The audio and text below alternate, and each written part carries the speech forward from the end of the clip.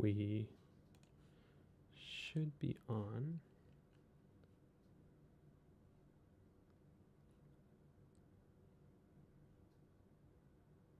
Is this it? That is it. Looks like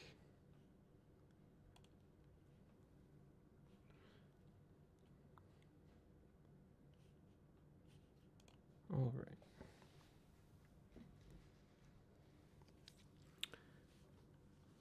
Before we start, I'm just going to share this to everything. Let's see. First, the YouTube link.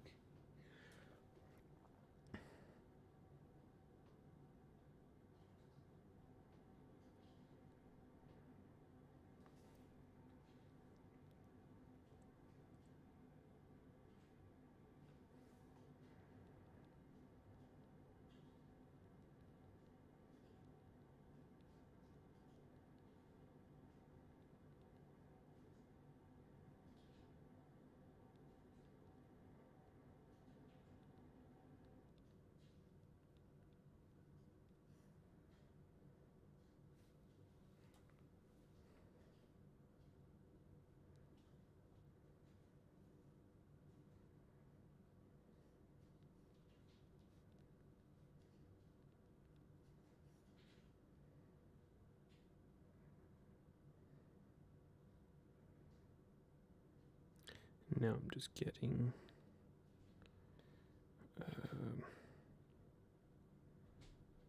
how do I find this out?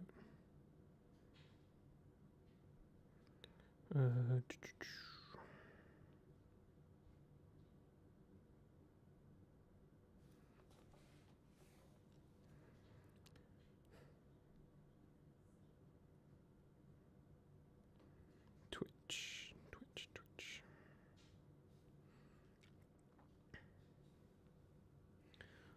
All right, I'm just sorry, everyone.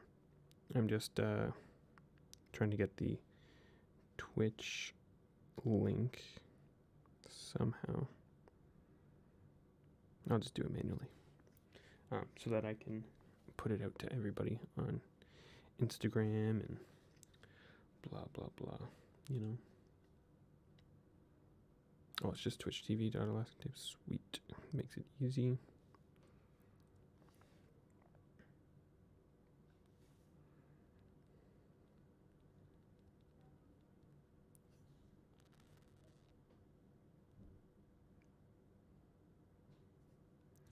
Twitch.tv. All right. Just a little bit longer. I'm going to make sure people are here. All right. So I'm using a new software today, which is why it's taking a little bit for me to start. I just want to make sure everything's good to go. I'm not even sure if people can hear me. Should be able to, though. I'm getting levels, so if you can't hear me, let me know.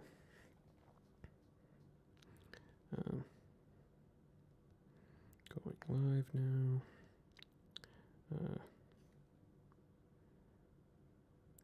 Share.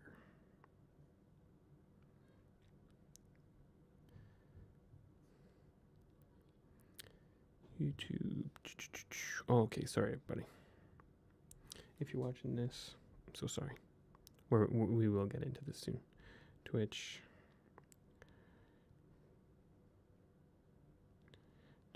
TV/tapes. We're making a track on stream. Come. Hang out. Okay.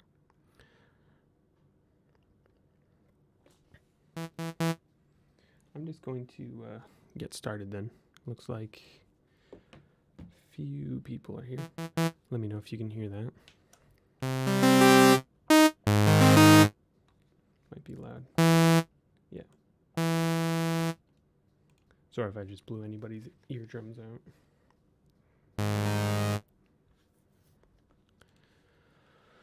Okay. Perfect. Okay, that's good to know. I'm gonna have to go in between chats to see both. But sweet. Nawid, awesome. And Paper Ocean TV, how's it going? Reggie. Great. We're gonna get started then. Awesome. Sweet. I'm glad that it's working on both. This is gonna, open up what I do in the future. Trying to figure out whether or not just to do it on YouTube or just on Twitch. I don't know what the better platform is. So yeah, let's get started. I'm going to, where should I start? I haven't even thought about what this track is going to be or anything. It'll probably just be a drone track. Just going to lower the tempo a bit. Great. Okay. So let's try to make a patch. I don't use Harmless here very often, but I'm sure we could make something cool. We'll start off with like a high-pitched drone, sort of. So what I would want is a sort of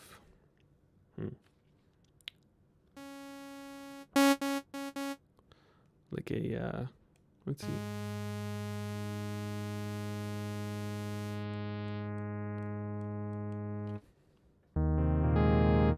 All right, let's actually start with some effects here because that is horribly ugly. Hey Fable, how's it going? Thanks for joining again. That's awesome. I love to see. I love that there's familiar faces, always up in here because I don't know what I'm doing, so it kind of gives me a little bit of reassurance that this is at least a little bit entertaining. I'm hoping that watching me make a track will be helpful for some people starting out with producing and stuff. I'm by no means a great producer or anything, but just some songwriting techniques might be good. And hey, Nawid again. Sweet. Now you're over on YouTube. Awesome. Let's just open up a guitar rig because I like guitar rig for my effects. We'll just throw in a little reflector because I love this reverb.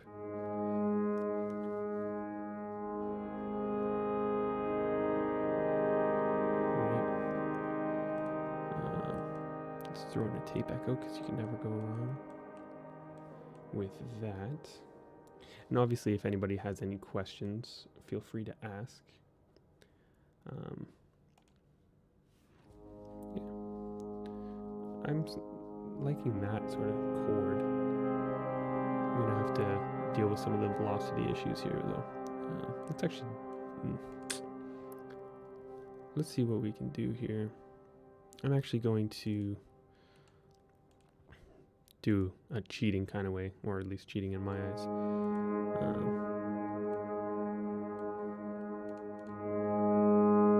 that is an ugly sound. I really have to. Let's just mess around. Let's just do whatever here.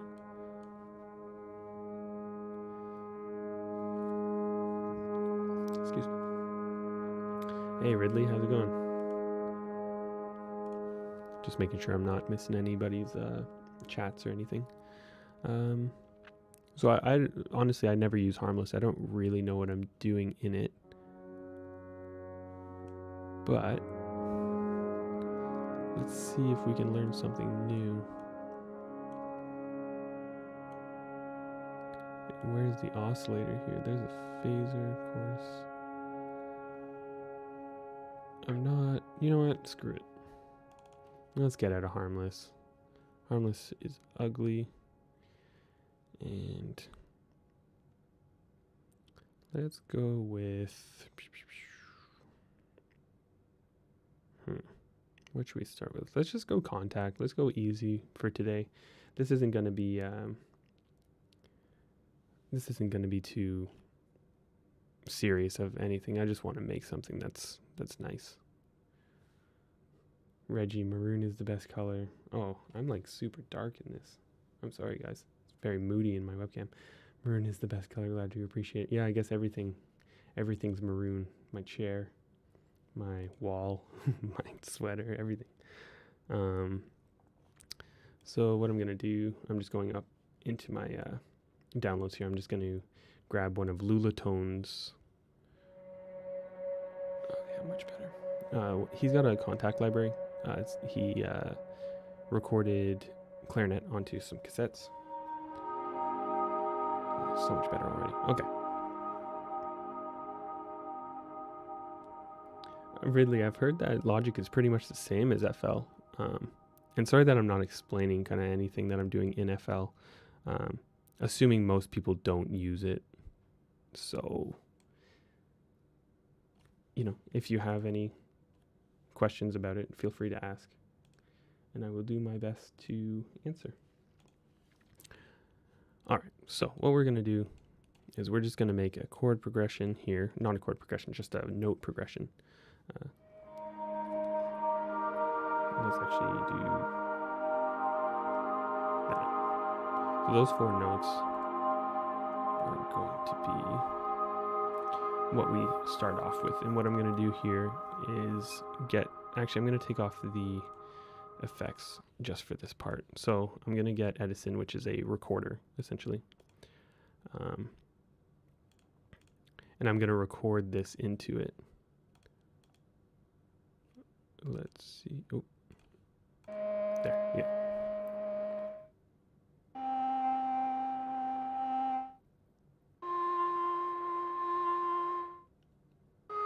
It's a cool sound. Okay. So what we have here is just, essentially it's a chord. It's whatever chord this is. Oops. Right.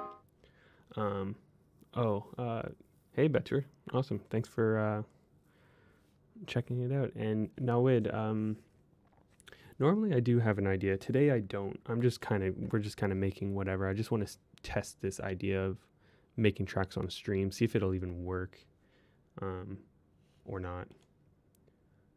But normally I do. It's hard to just go into a track blank. Right now what I'm trying to make is just like a sort of high pitch drone, just because. So what we have here is this now a sample of that, right? It's essentially that, and it's probably in 1. That's why it's detuned and stuff. So what I'm going to open is a Mangle, because love Mangle. And I just replaced that, didn't I? Yeah, okay. So don't do that if you're producing, because I just got rid of that patch. But that's fine because it's an easy patch. It's Lulatone's clarinet patch. I'm just going to go in. A little bug with Mangle that I have is whenever I click on a sample, it actually gets rid of it for whatever reason. So I have to click this, and then it finds a sample here. And then we're going to throw it in there. Now, what we're going to do is throw an LFO here. I'm actually going to throw this on track 3 so that it's in its own separate thing. Already, that's pretty cool. But I want to actually go random. Just make it super random. Right? Maybe reverse it. Or let's have a huge attack. And we'll do octaves and make it go down an octave. That's really nice. So, first thing I'm going to do.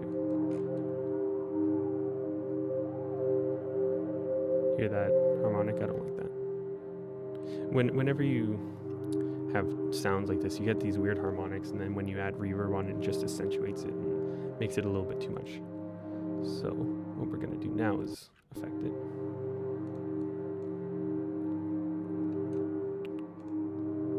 Being on stream is making my brain like fried almost.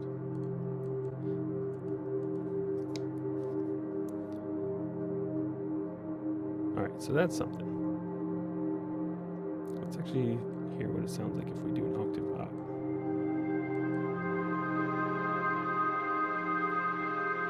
Let's actually do both octaves.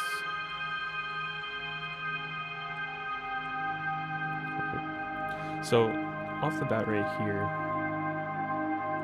I just want to make sure you guys aren't bleeding your ears. I'm just going to lower that a bit. Hey Justine, witnessing someone else's creative process is always interesting. I'm glad you're trying something new. Hope we can see more of this in the future. Yeah, I'm hoping to do more of this in the future. It's really fun doing these live things. I'll just actually stop that so that I can speak. Yeah, it's really fun doing these live things. It gives me a reason to even make music. It's been a while, which is why I'm rusty. I haven't made a track or at least an ambient track, since I finished the album, which is probably 4 months now. You know, yeah, 4 months, and oh man, I can't believe it's been that long. But I've just kind of been neglecting it. You know, there's other stuff to do. I did write some piano tracks and stuff, so I haven't been totally useless. But in terms of this, I have. So let's try to do this again. As you can hear here, I don't really like those, but what you can do with EQ a lot is nice, just shaping the sound. So my goal for this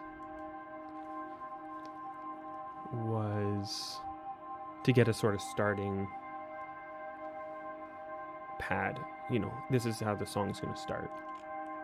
It's actually high past or low past that. I don't like that. So let's get rid of... I'm doing very extreme EQs because I'm not using it as an EQ. I'm using it as a sound sculpture kind of thing. You know, and actually I think we can lower that.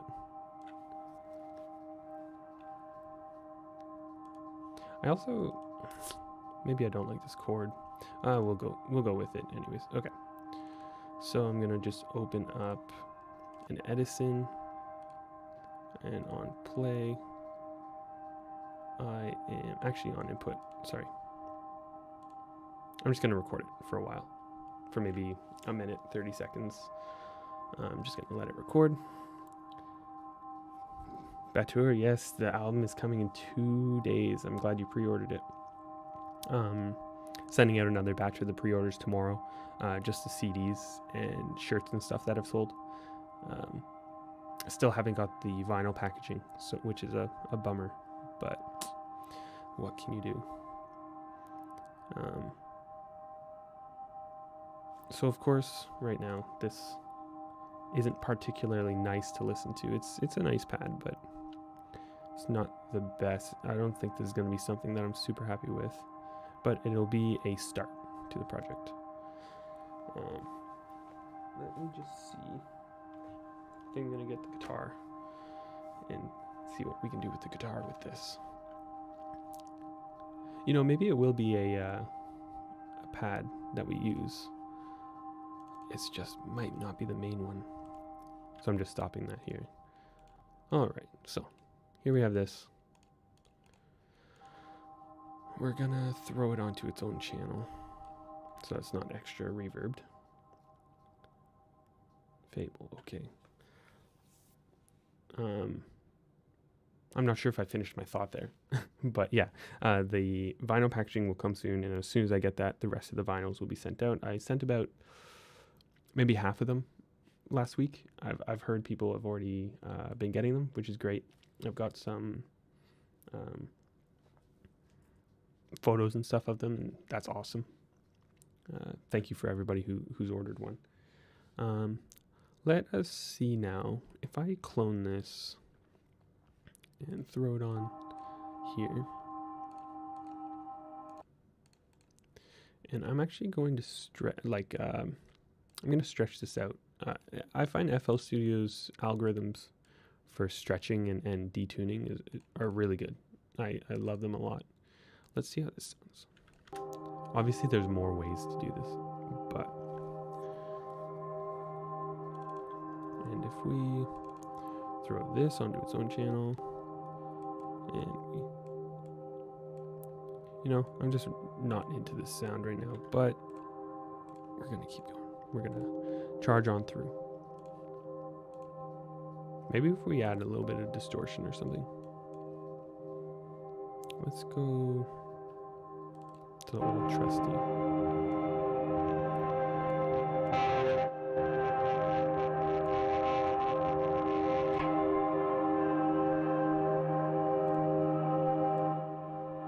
Changing around the signal chain here always does a lot. It's almost like a tape thing. Let's actually throw some vinyl on there, get a little warble.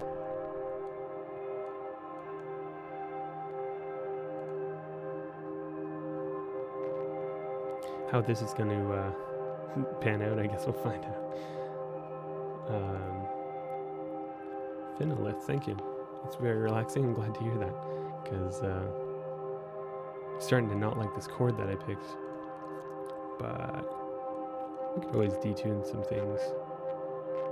That's a nice little digital distortion, but it's actually going to lower that a bit. Yeah, we'll just take off the overdrive. Cool.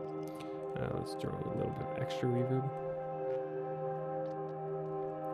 And maybe...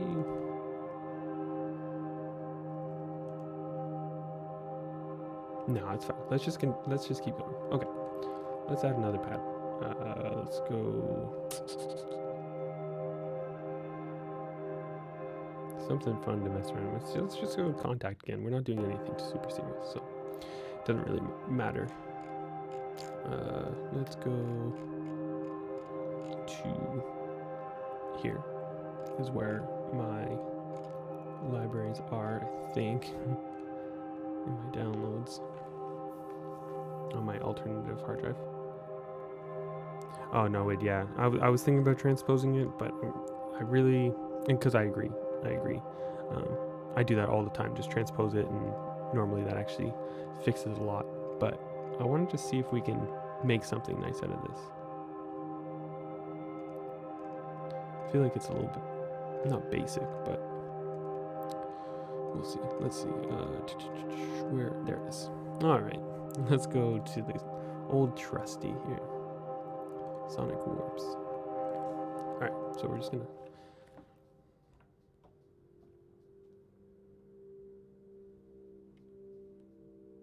already so much better. Ridley, I'm working on a jazz piano project, but I have little to no motivation currently. Any tips on how to just stay on it? I honestly am the worst for that. So like I said before, I haven't worked on a project in months. Just because I've, the album finish, I don't want to get into the next project because I don't want to finish it too quickly. So even though I know that I should, just continue and make the music, it's hard to force yourself sometimes, but I find that as long as you just start, you'll end up at least putting some time into it. So just start, just force yourself just to play a bit. And if nothing comes of it, nothing comes of it. But I also have those horrible, horrible times where I just no motivation whatsoever, But it is what it is. Let's play some chords here. See what's going on.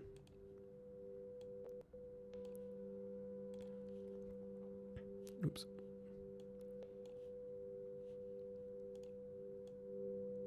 You know what? Let's see. I think it was this. Yeah, it's just too dark of a chord, eh? Alright, we're starting over. People may not like this, but I'm deleting it all. Alright. Let's start over. Let's start with this. Okay, I'm just going to throw some deep brooding on there. I'll just go through this randomly sometimes and stack some contact patches. See how it sounds. It's just dark again. Dark. Let's go with Nawid's idea. Let's transpose it -2.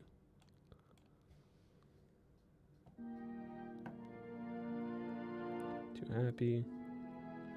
See, this is one of the issues that I get to a lot is I'll want to create a track, but I don't know what I want exactly.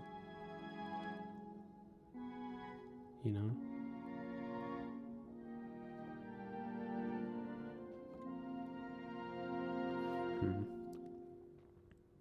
Let's start with one note then.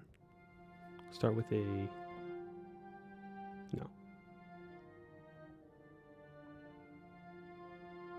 Start with the G. See what we can do with it.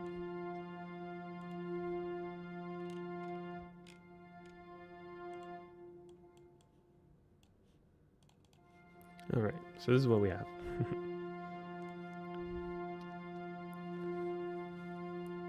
Right. It's quite a layered one. It's got a few synths on it, but okay. Let's just high pass it a bit. You know, I'm not really liking that either.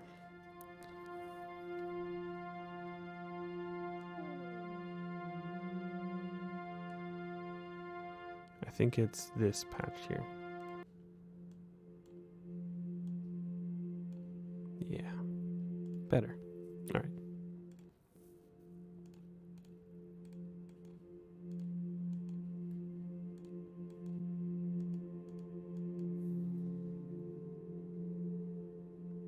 Better.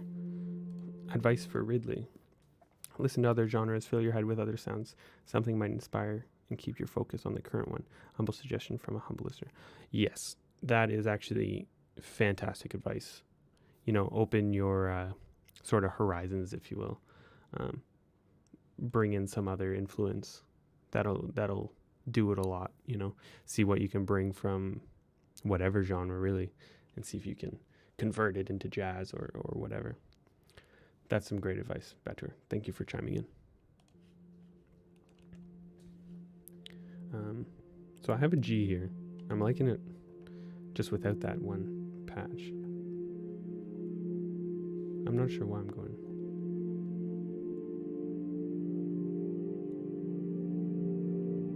Oh, would you look at that? That's nice. That could be what I'm looking for. Let's throw that in. What was I playing? Nope. That's what it is. Okay. So what I'm hearing on this is quite a few things, actually. I hear that. I don't like that. Let's lower this. I don't like this section here.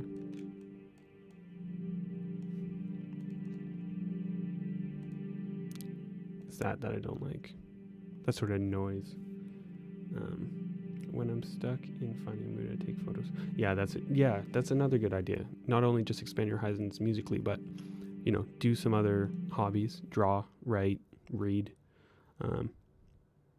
Just go for a walk. Really, it's something. Sometimes that's all you need.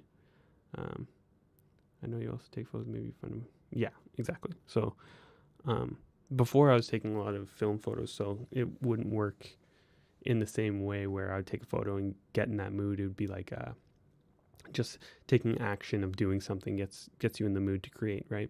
Something as easy as pulling out a camera.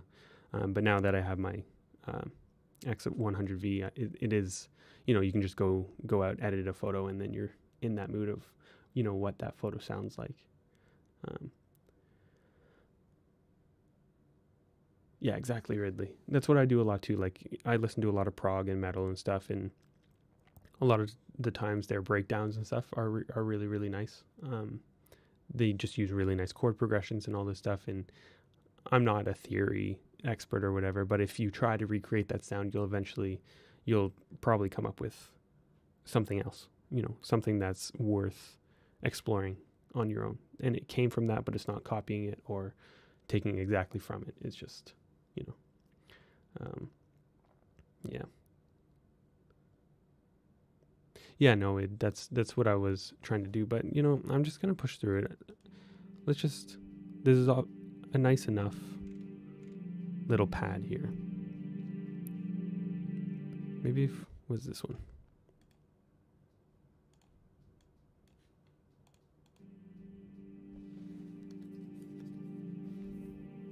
Oh, you know what it is? Yeah, it's that bad. If we go, it's a low range there. That is nice. So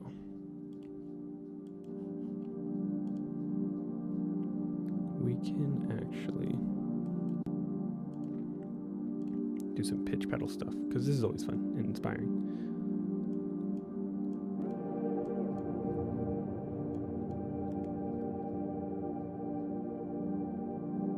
Just get a little bit of the higher range.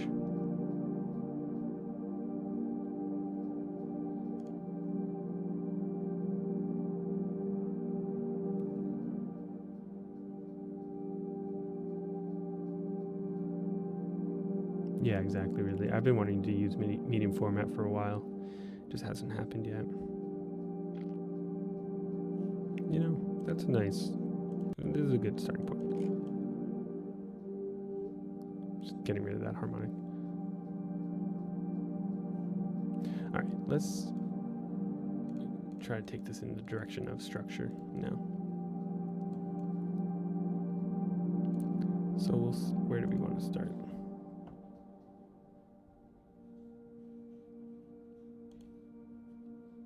Start with the C.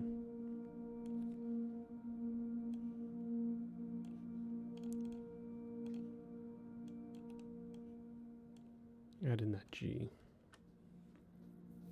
because that's nice. And then just one more bar and we'll add in the E. Or maybe the A first, yeah. Actually, let's do 2 bars. Or not bars, but you know what I mean.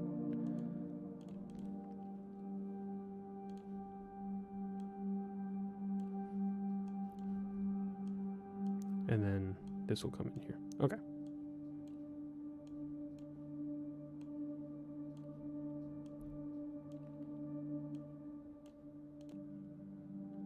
And then it'll do that, and then at the same time we'll also octave that C.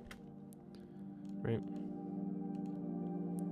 So that's nice. Right now, these are just these Oliver Arnold sounds, so I can't take too much credit. But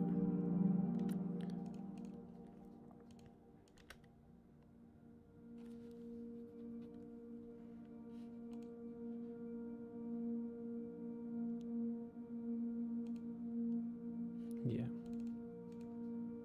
What just happened? There. All right.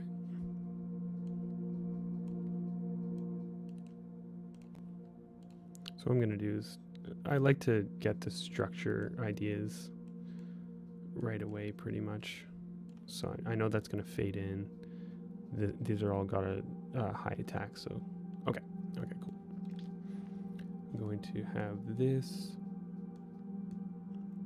come along for at least, what is this, 1, 2, 3, 4. It'll be at least this long.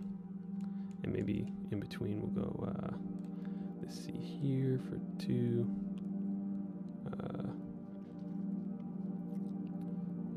That, maybe, yeah, we'll just do that. Just give some extra, yeah. Let's also add this for some texture.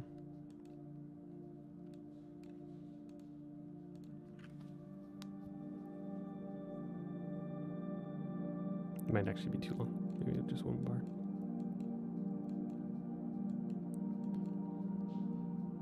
I don't like that. Okay, we'll just get rid of those. Sometimes more simple is better.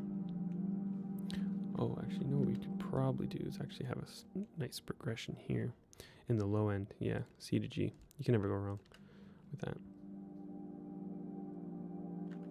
Is it too low for you guys? I'm just gonna turn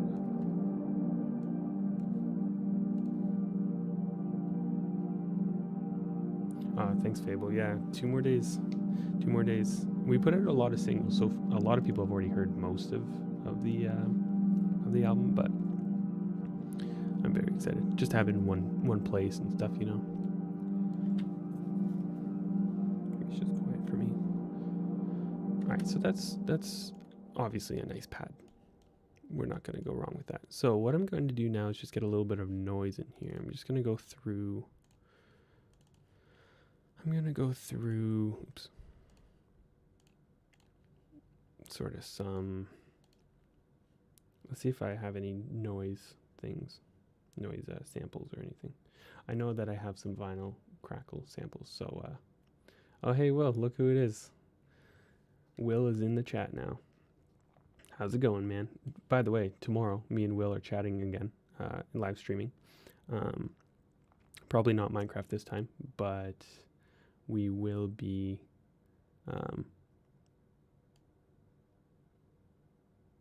sorry, I was just looking at this. We will be going through old demos and stuff, seeing what goes there. Can you add something like the end of Because Finally It's Everything? I really like that piano kicking in. Yeah, let's do that. We'll do that right at the end. When I have a better idea of what the structure is, we'll do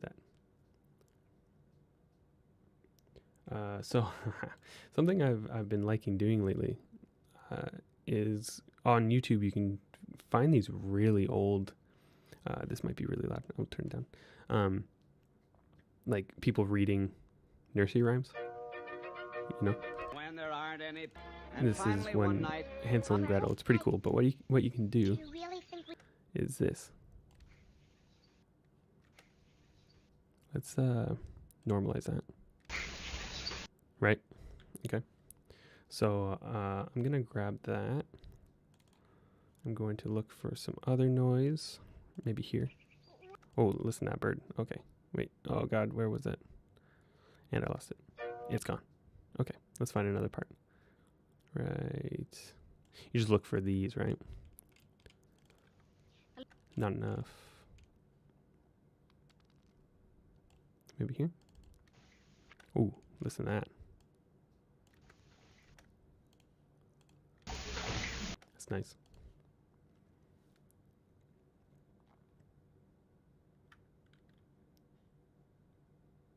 Better. Oh, it's just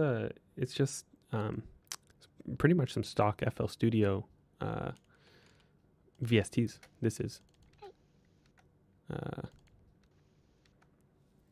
And IMRW, your Russian number one, is finally here. How's it going, man?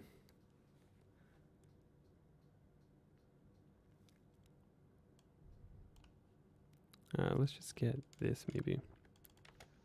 So what I'm really looking for right now is just some noise. Just to kind of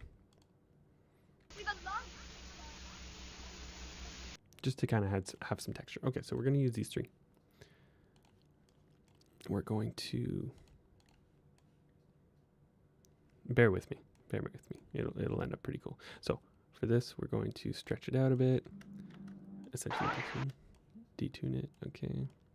Stretch that out. And then stretch this out as well. Right? Okay. So I'm actually going to cut that out. All right.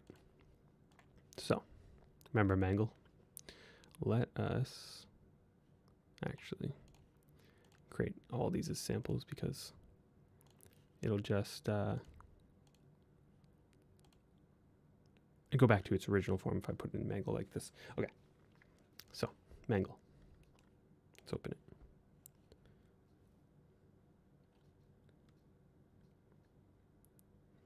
Great watching this evolve when I need to draw and really don't know where I'm going. I start scribbling and sit back, see what pops out. Yeah, exactly, Tim. And that's essentially what I'm doing here. I'm just throwing random ideas out, seeing what sticks. If something doesn't stick like before, I just delete it and start over, right? That's all you have to do. So let me actually just close this. That one, and that one. Okay.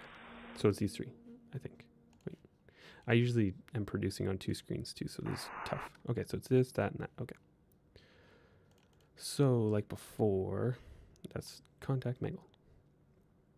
I'm going to grab this, and like before, when you're using Mangle, sometimes it glitches out, and that's where it is there.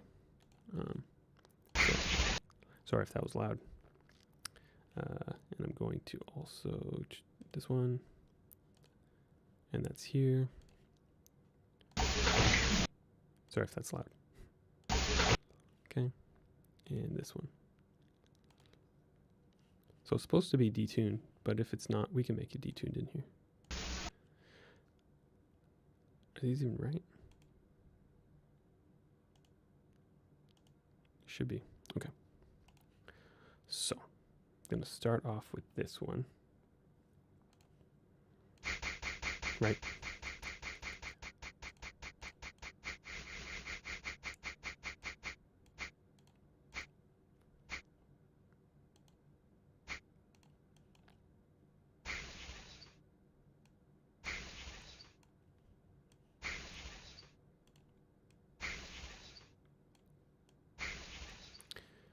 Okay.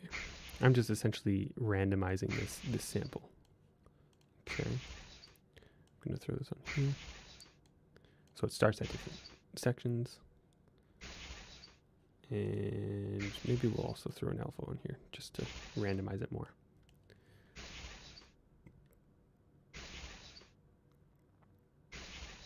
Okay.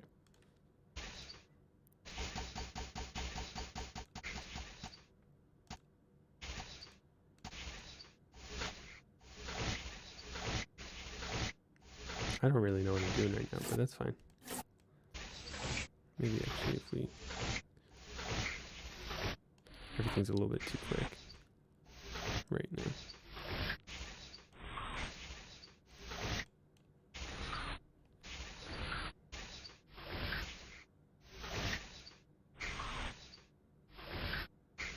Maybe you guys are seeing what I'm doing now. Maybe not. Let's actually make the attacks a lot less because...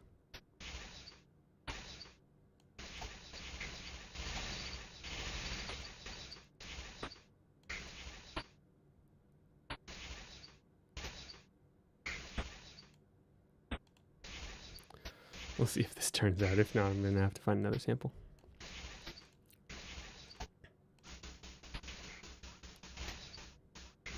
I could actually go like this.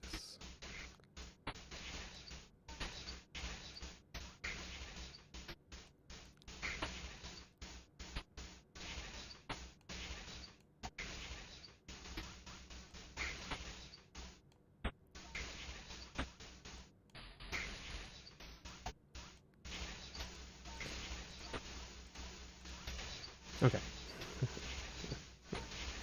So, sounds horrible, but if we go like this, sorry, I should probably delete all these. Okay.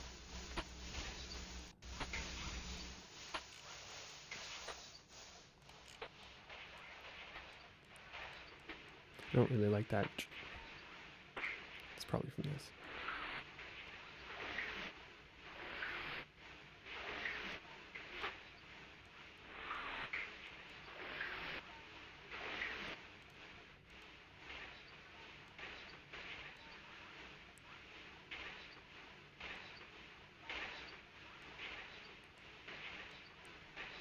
Okay.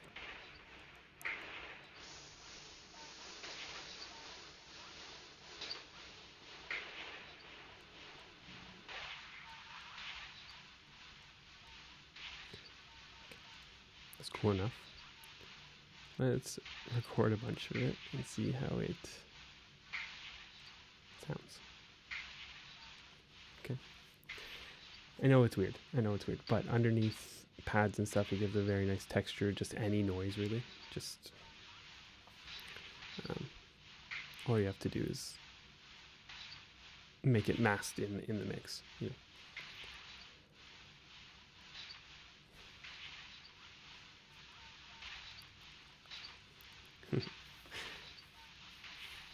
Normally, I have a better control of where my samples are and stuff. But that's okay. It's okay, right?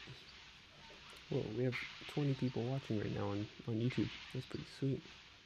And 3 on Twitch, which is understandable. This is my first time ever using Twitch.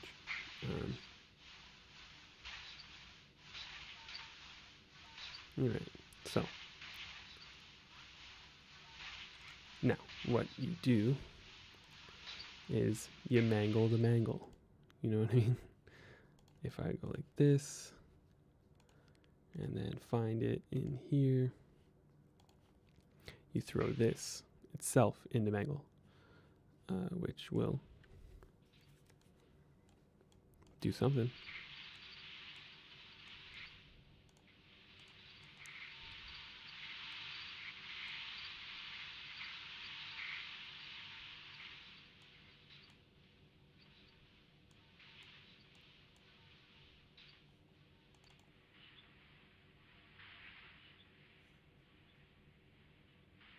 That's nice. That's too much. Okay.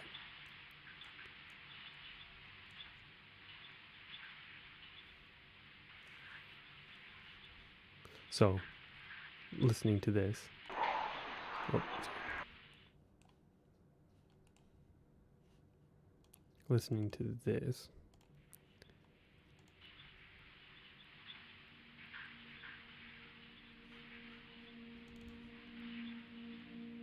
Right. Maybe now you'll...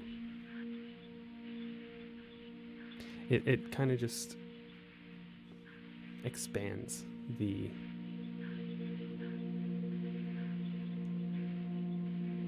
I guess scale of the mix, you know?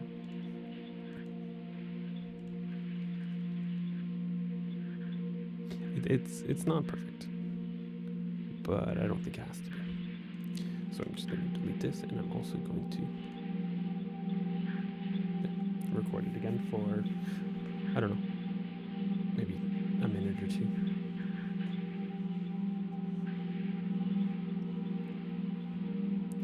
I think when we put it into, I'm going to stretch it out because I don't like those higher pitch noises. They're a little bit too quick, so I'm hoping I'll be able to slow them down a bit.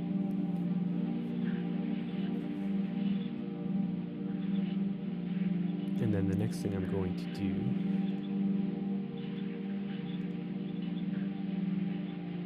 that's Fable, that's exactly what it's doing. It's just adding texture to the background. I probably could have explained that better. But it adds a lot, even though it's on by itself is kind of an ugly sound. You wouldn't really listen to it. But it's nice in context. It's also not going to stay this loud.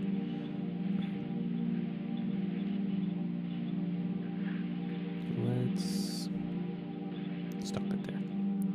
Okay. Now what I'm going to do, I'm going to delete these. Did I just put it there? No, I didn't. All right. Just to kind of alleviate some baggage on the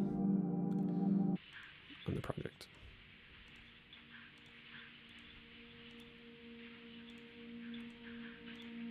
Okay. Because I'm not going to use those samples again. So if we do that and then we grab the EQ again.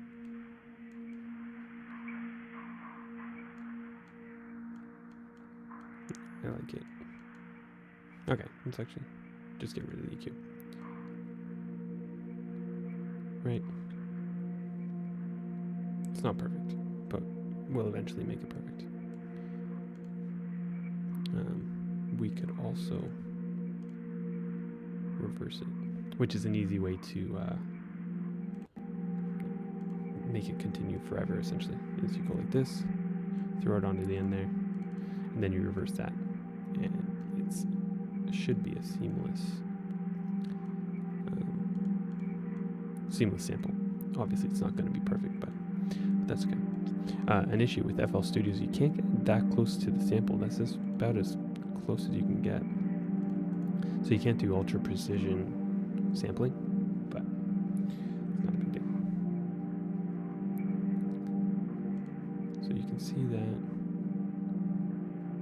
All right, let's add another. Let's get this going. We'll kind of mirror this. So have this for one more.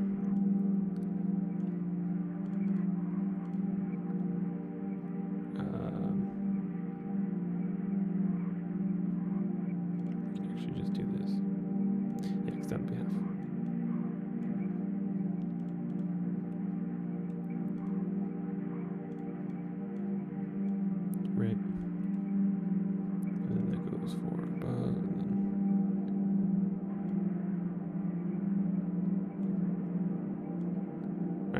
So that'll be the structure of the track. You can see it here. Maybe we'll actually cut it off there. All right, so around here, we're going to make some more stuff come in. And we're also going to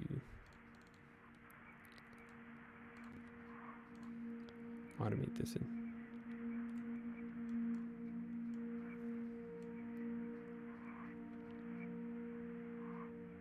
Yeah, I guess so, Fable. Let's add another pad. We will... Actually, you know what? Let's get the guitar out.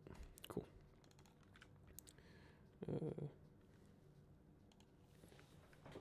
I'm not sure if it's in tune. We may have to tune it.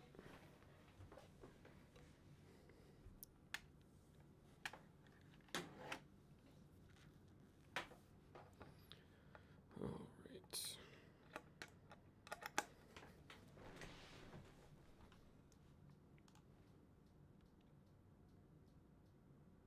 Oh no.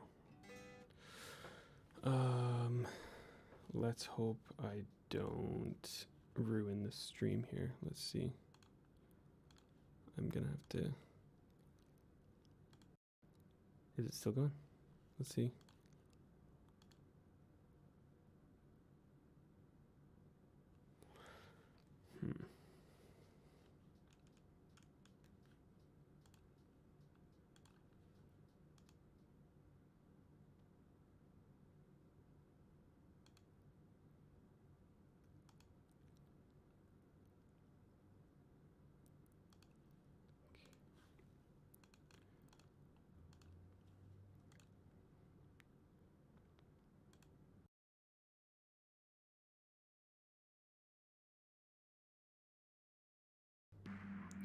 Oh no. Okay, so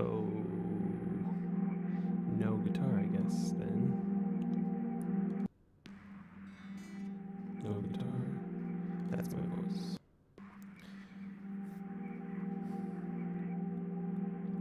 So because of this driver, I can't get... Let me think.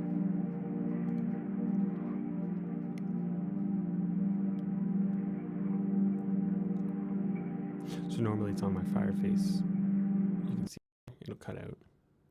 Or at least for you guys it will. And then I would have...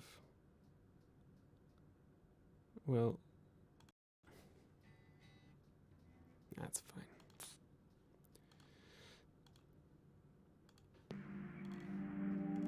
That's all. Okay. Oh no.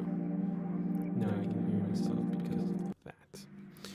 Alright, so next time I'll make sure that I figure that out. Okay.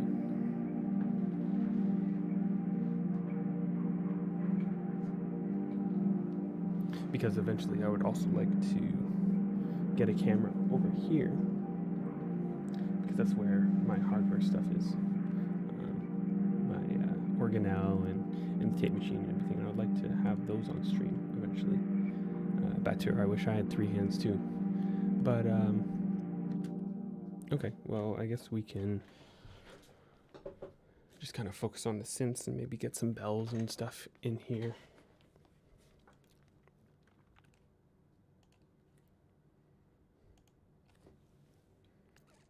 Let's open up this. And we'll go, let's actually open up his grand piano. Or this is the Olaf Arnold's Spitfire grand piano.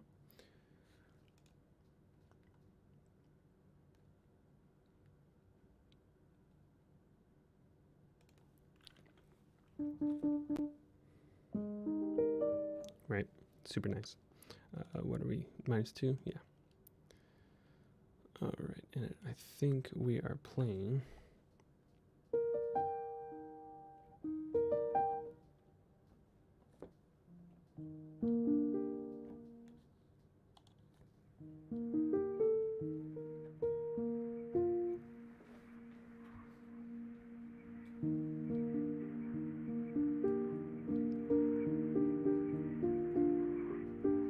Right.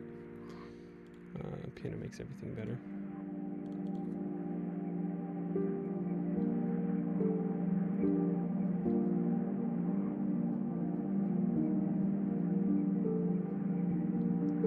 This is also a new MIDI keyboard. Well, newish.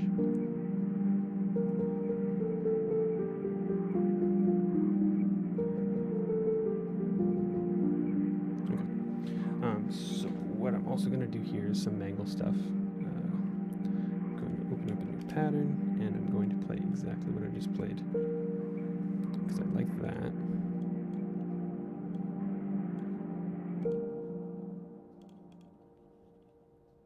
And we can end it there. Okay. Let's actually do fifth, or not fifth, thirds. Oops. Yeah, these are smaller keys. That's why I keep doing that. And then a C. And then maybe the G. And what I like to do before I throw in the mangle is actually just mess it up a bit like that. And then we are going to throw this on 10. Record this on Edison. So normally what I'd do is I'd play this on my piano beside me with the mic, but obviously it's not working because of the ASIO driver. I'll get that to work for next time for sure. On play.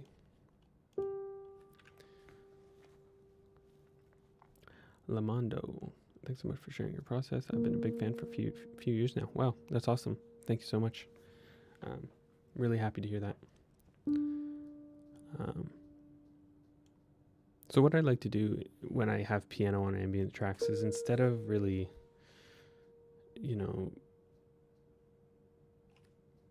playing chords and stuff, I like to use them as sort of granular bells, if you will. So I'm going to grab this and mangle, not contact. I'm going to throw it onto slot 4 so that it's easy to find. That's where that is. Okay. And I'm hoping the more streams I do and the more I get back into producing and stuff, the more fluid I'll be and maybe better at explaining what's going on and everything. But if anybody has any questions, feel free to ask. So as you can see here, these are the samples actually. So if I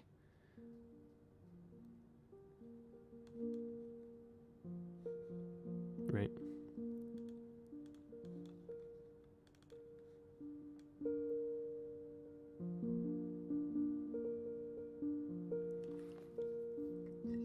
Excuse me.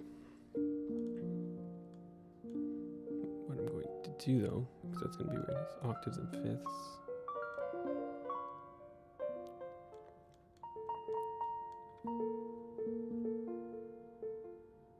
Maybe not octaves, maybe just fifths. I mean, maybe not fifths, maybe just octaves. I'll also get the lower ones too.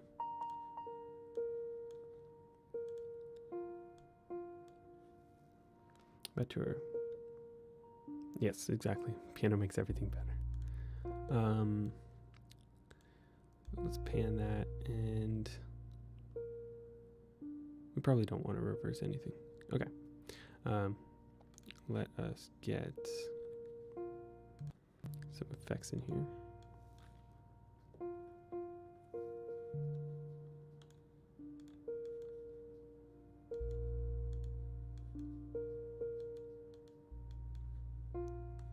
Two delays are always a good thing.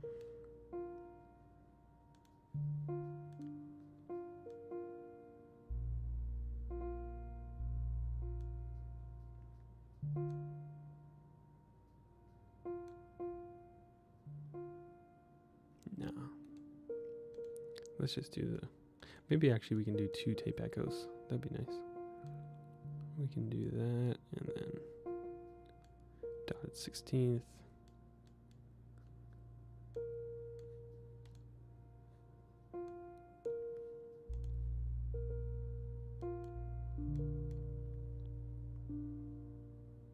That's quite nice.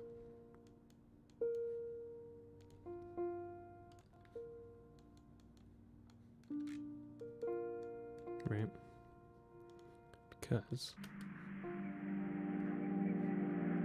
Let's actually add some more reverb on there. Off.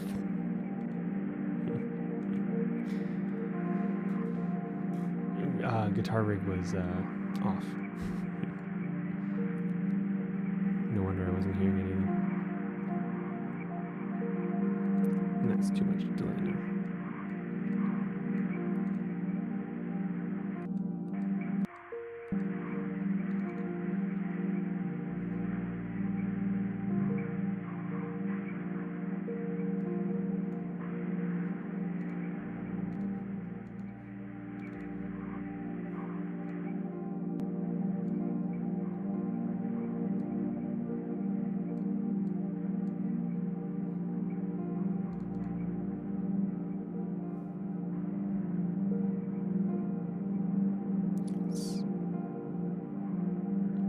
I think we're going to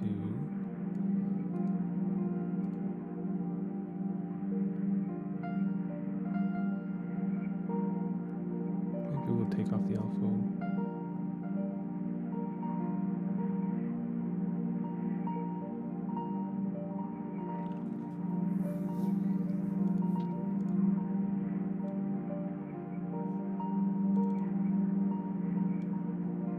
What would do well here is some saturation, but unfortunately don't have a saturation plugin on this computer, which is surprising. But FL Studio actually doesn't come with one unless I just miss it. If anybody knows of it, just let me know.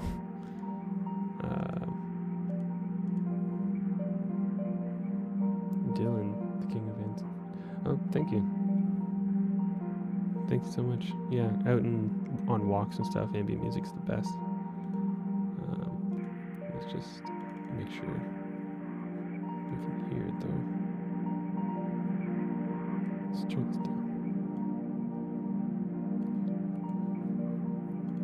That's a little bit too fake belly for me, but for what we're doing here, I guess it's okay.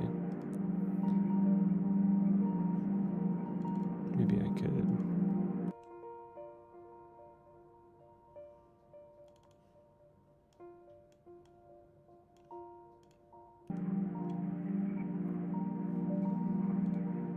Maybe do well with some of this.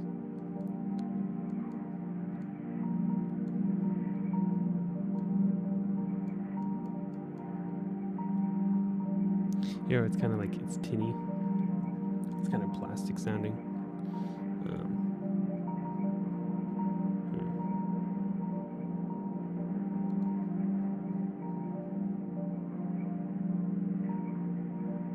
It's cool. I mean, it's not horrible. Let's record it.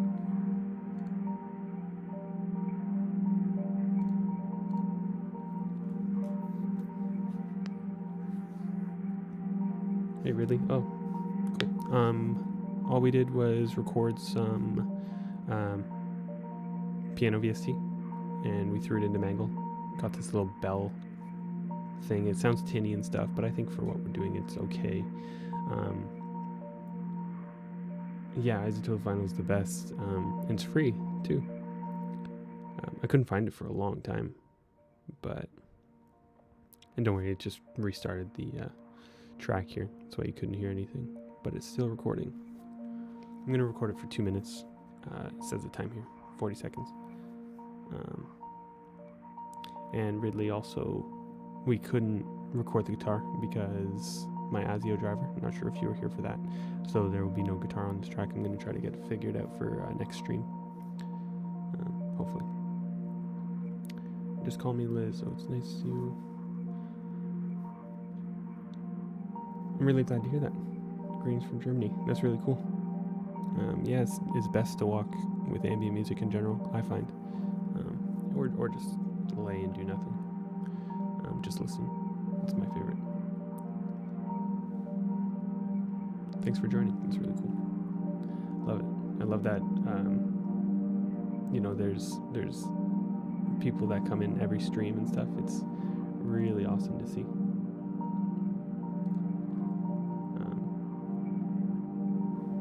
Yeah, almost done recording this.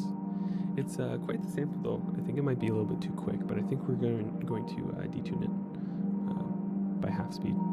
Maybe that'll make it sound less toy-like. Let's end it there.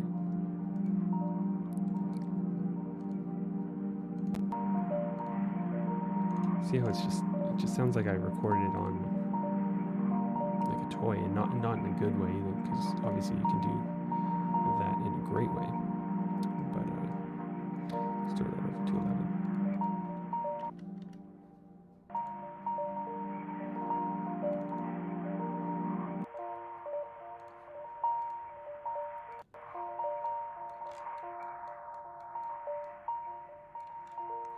Yeah, it's just too much of that one note. So what we're going to do is go like this and go like that. Oh, so much better. Okay, don't worry, we're back, we're saved.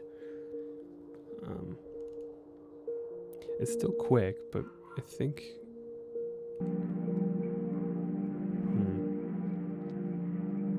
maybe if we EQ that frequency up.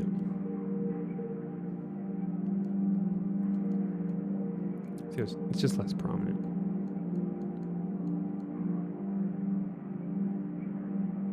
Yeah, sounds nice. Pot Kettle just saw the tweet, a little late to the party. Oh, that's all good. You know, we've only been streaming for 66 minutes. We've still got quite a bit of time. Sorry if you can hear that airplane coming through the mic or my dog's bark, but I don't think you will. That's quite nice. It's nice and subtle.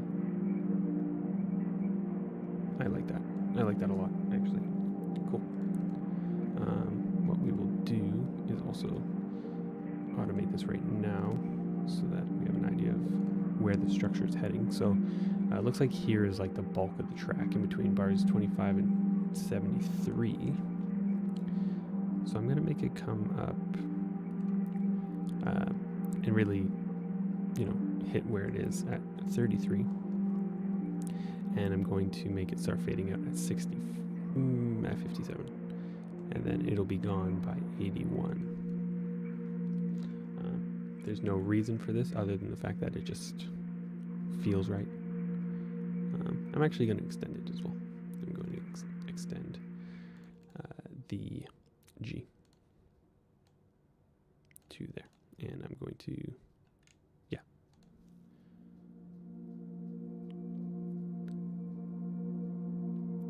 Power rating. I want to make ambient music, but it's very difficult. It is. It's really hard to make something sound good. You know, it's easy to make pads, it's easy to make textures, but putting it all together in a way that's not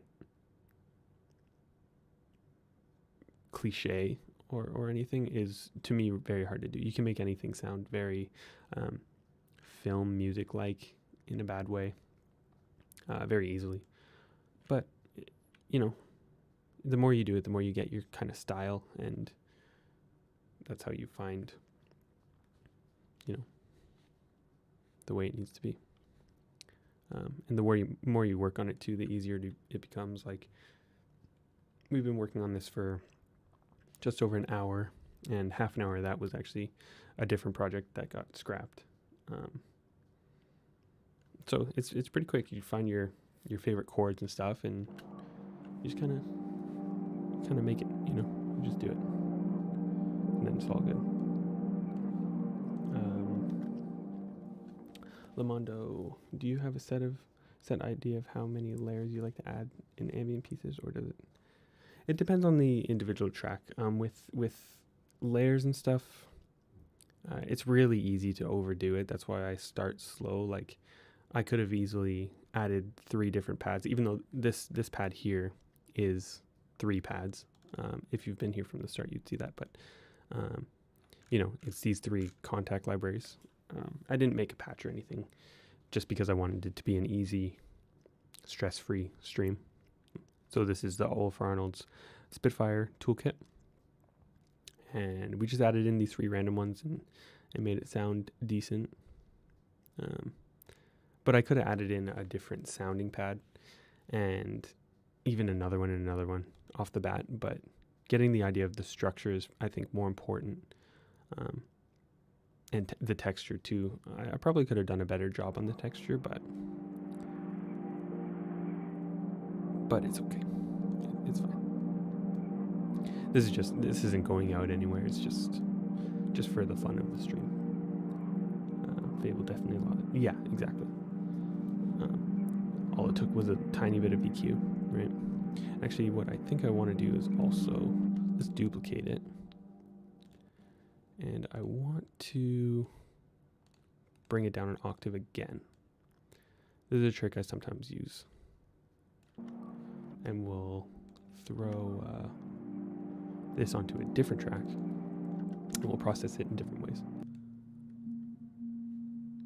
So this is what this one sounds like. It's nice, but it's a little bit too harmonically rich for me. It's almost like a pad itself. Ooh. I like that.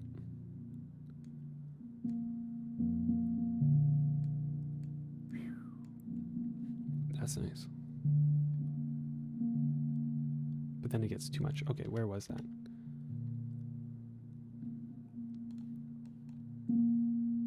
No.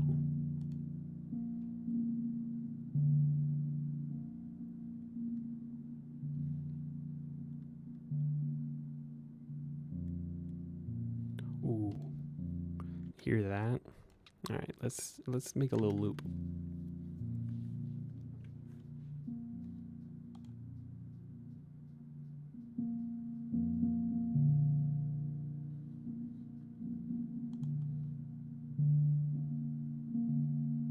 And yeah, we can probably end it there.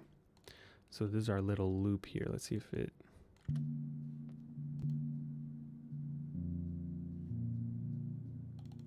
works out.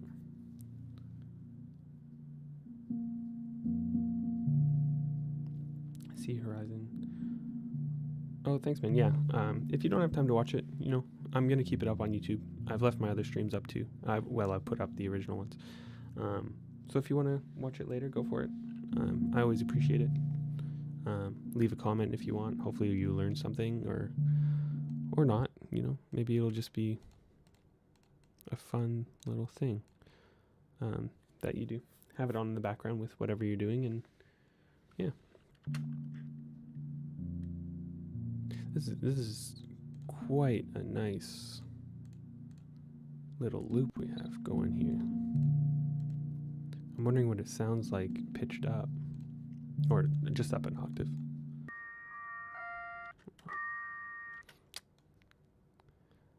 Okay.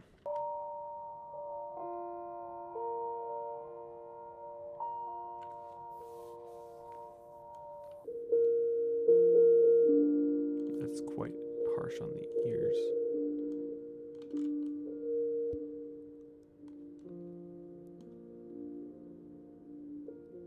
But it's also nice. Okay, so what we're going to do is get rid of that. Bring it back to its original thing. And I think to get back to that, we just have to... Okay. And now what we're going to do is create a new sample and do the same thing, except on stretch. Right? And layer those just to...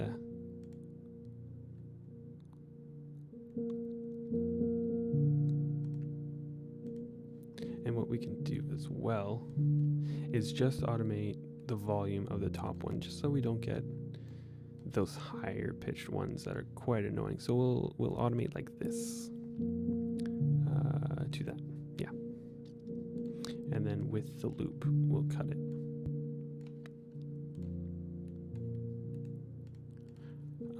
And there's our loop. Something good about FL Studio, it doesn't do it always, but I think it's 0 cuts. So technically there's a small automation curve on every cut I do. It doesn't always work, but in programs like Pro Tools and stuff, I'm not sure if Ableton already has it, but you would actually have to go in manually and 0 cross it, I think is what it's called. I could be wrong, but essentially it's a little volume ramp, so you don't get a click.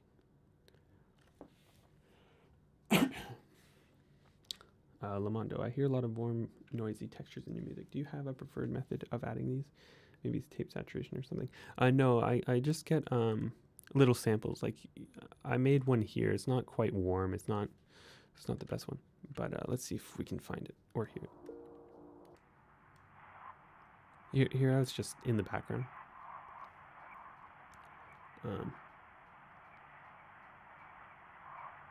Unless this isn't what you're talking about. If that's the case, you're probably actually talking about when I record things onto tape and record it back. Sorry about the lighting, by the way. I don't have my light here to light up this side of my face. It's quite annoying. But okay, let's see how this sounds.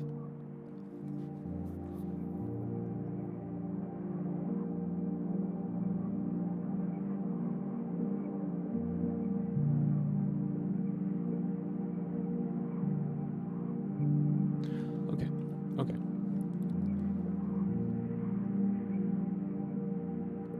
Oh, memories of spending ages in Cool Edit Pro Tools. Yeah, Cool Edit Pro forcing a zero crossing for the loop point. Yeah, exactly. FL Studio, I'm pretty sure it does it automatically. I'm not hearing any clicks, which is why I'm assuming so. But just for anybody wondering, like I'm just cutting and pasting, and I know some people might be confused at that. So let's get 12 here. We're actually going to make this little loop come up through the middle of this, and we can actually grab 2 more of these.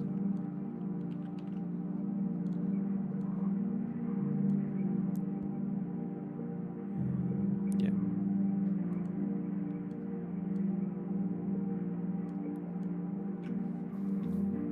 See, this is kind of coming up as this is about to fade out, so you kind of get a convergence of both the loops, and then just the one that I want to be the sort of main melody part of it.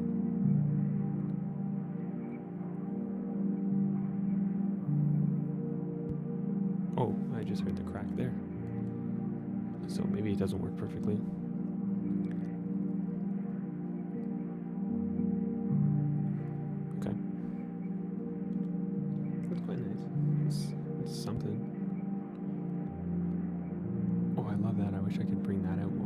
I'm sure it'll come out as this fades. Let's add a sub. Just a very minuscule one. If I go into, this is an easy way to get a sub. Synth embellishments in the Olaf Arnold's toolkit. And like this sample library from Spitfire is like an ambient dream. You know, like you can do so much with just this, which obviously is bad and good at the same time, because obviously you don't want to rely on a specific set of sounds, because then your sound gets stagnant, like I feel like mine is. But maybe doing more of these videos and stuff, I'll be forced to learn how to make patches better and stuff. I'd also like to use my organelle in these, but can't get the ins and outs of my interface working with the stream. Maybe next time. Is all your music copyrighted? Because I have a video in the works which has Sleeping Last Year used. I don't intend on making money from the video. Yeah, really, my stuff is copyrighted and it will be flagged if you throw it up there, which sucks. If it's not monetized, it's not a big deal. But if it is monetized, you can just send me an email and I can get it whitelisted so that you can monetize it. I normally don't mind. It's just an automated thing that happens. But yeah, so if you want to throw me an email, I can just get your channel whitelisted, or at least just the video. And that goes for anybody, YouTuber creators and stuff. I love seeing my music used in YouTube videos. It's awesome. So just send me an email if there are any issues. So this is a little patch called Sub 60. So super nice. I'm going to just up the attack.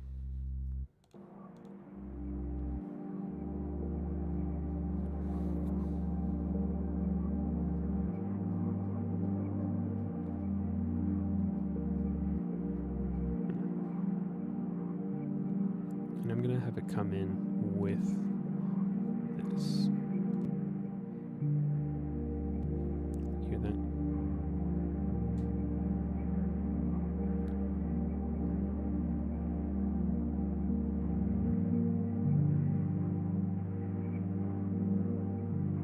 Yeah.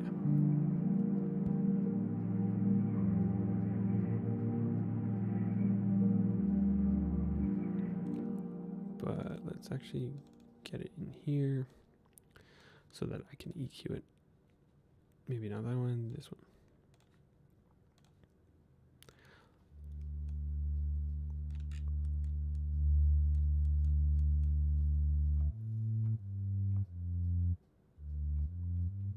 This is sick. Yeah, your music definitely fits a lot of my videos aesthetics. I don't know your videos. I'm gonna have to check them out. But currently the only one. Yeah, I'll check them out. But if it does need to be monetized, just hit me up. I can get that happening.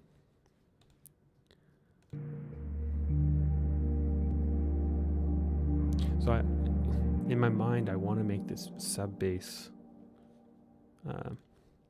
more technical, in quotations, because it's not technical, but just more than it is. But really, all we need is this D. We'll just make it there. We'll throw this in, and then we'll actually use just automation. We'll kind of have it peak and dip as we go. I think that'll be nice.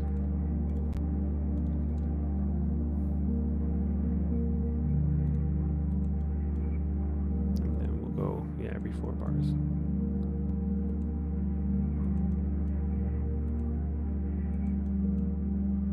And then so I'm just trying to look over my camera at my screen. Actually, let's try some things.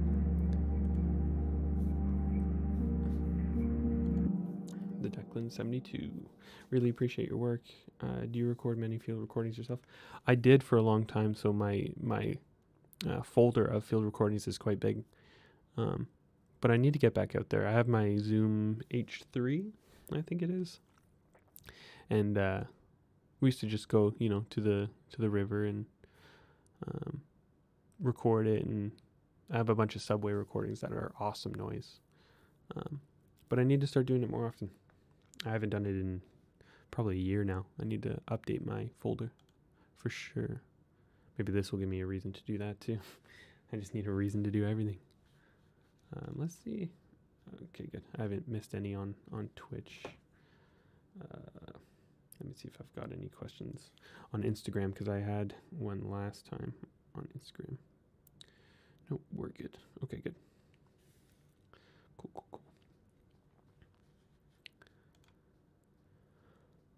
I haven't uploaded anything in over here. My style has definitely changed. Oh, cool. Super 8 film style. Do you actually have a Super 8 camera? I've been looking for one. I would love to get into that. But is it mostly just like sort of aesthetic videos, or is it like video essays or something, or what kind of videos are they?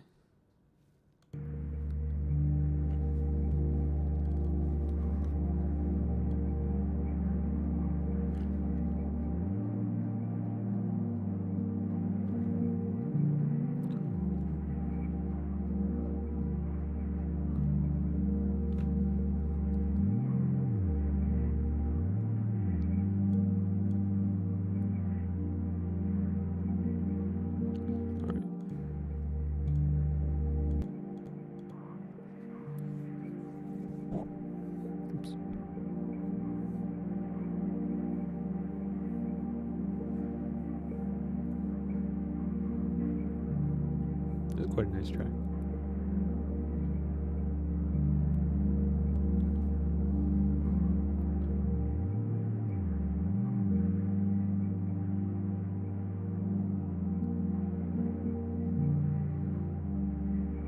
No, I think I like it just like this.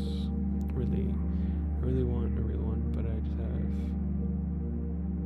Oh, cool. Yeah, I've never been able to get the digital files to really emulate Super 8 very well. I can get like 16 mil and 32 mil pretty decently, but Super 8 is just so hard, especially with all the flittering and jittering, or fluttering and jittering. Let's see how this sounds.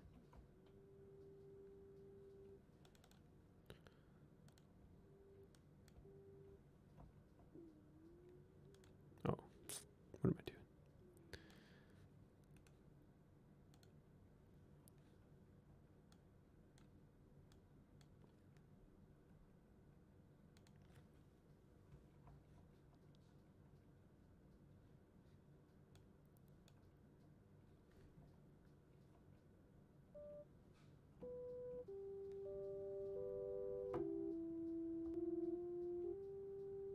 This one's really awesome, Ridley. I'm gonna check it out for sure.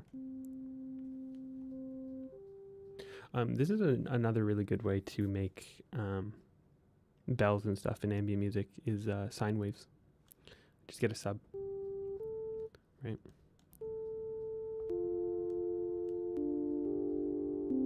You can sound like you know.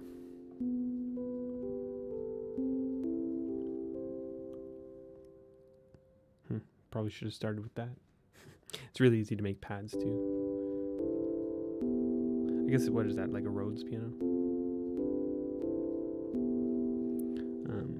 Just for anybody who's wondering. Okay, but let us, I want a higher pitch pad to kind of come in with the sub and with this. So we have a few options. And I think I'm going to use this option. Okay, so what we're going to do is actually turn the this higher pitched nice melody piano.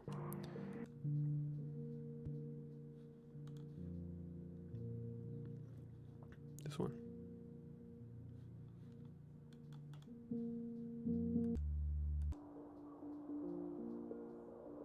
Or maybe this one. Okay.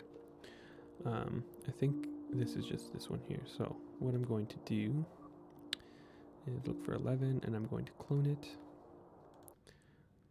Oh my god, I just deleted it.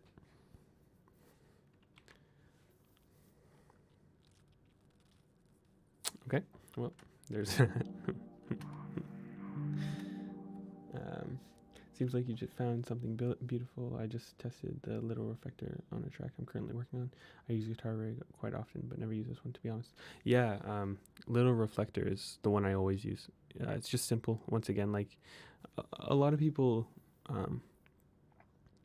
are very purist and they think that you always need to make a new patch, and even in Guitar Rig, let me find it. Grab just a regular reflector and you have to program in all the stuff. But if you find something that's easy to use that allows you just to write quickly and efficiently, that's just as helpful, right? That's just as necessary. But maybe we should look at getting this piano back. I think it was just this. But then what did I do to it is the question.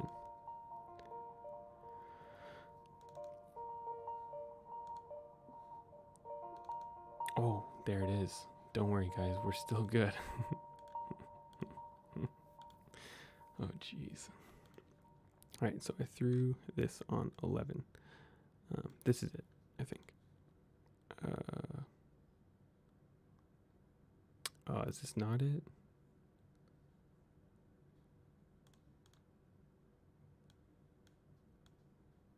Oh, man.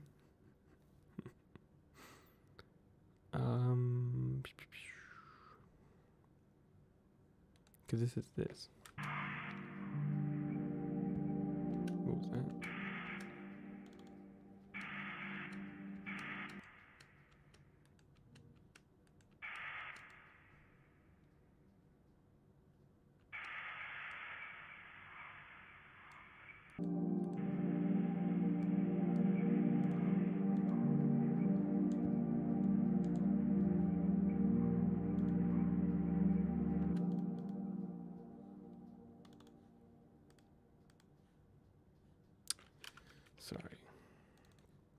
Is this it?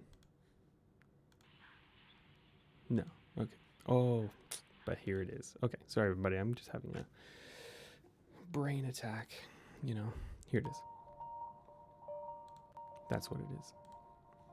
And now I'm going to throw this away and throw this on 11. That's what it is. I think I did something. Did I? I must have put it down an octave. I must have.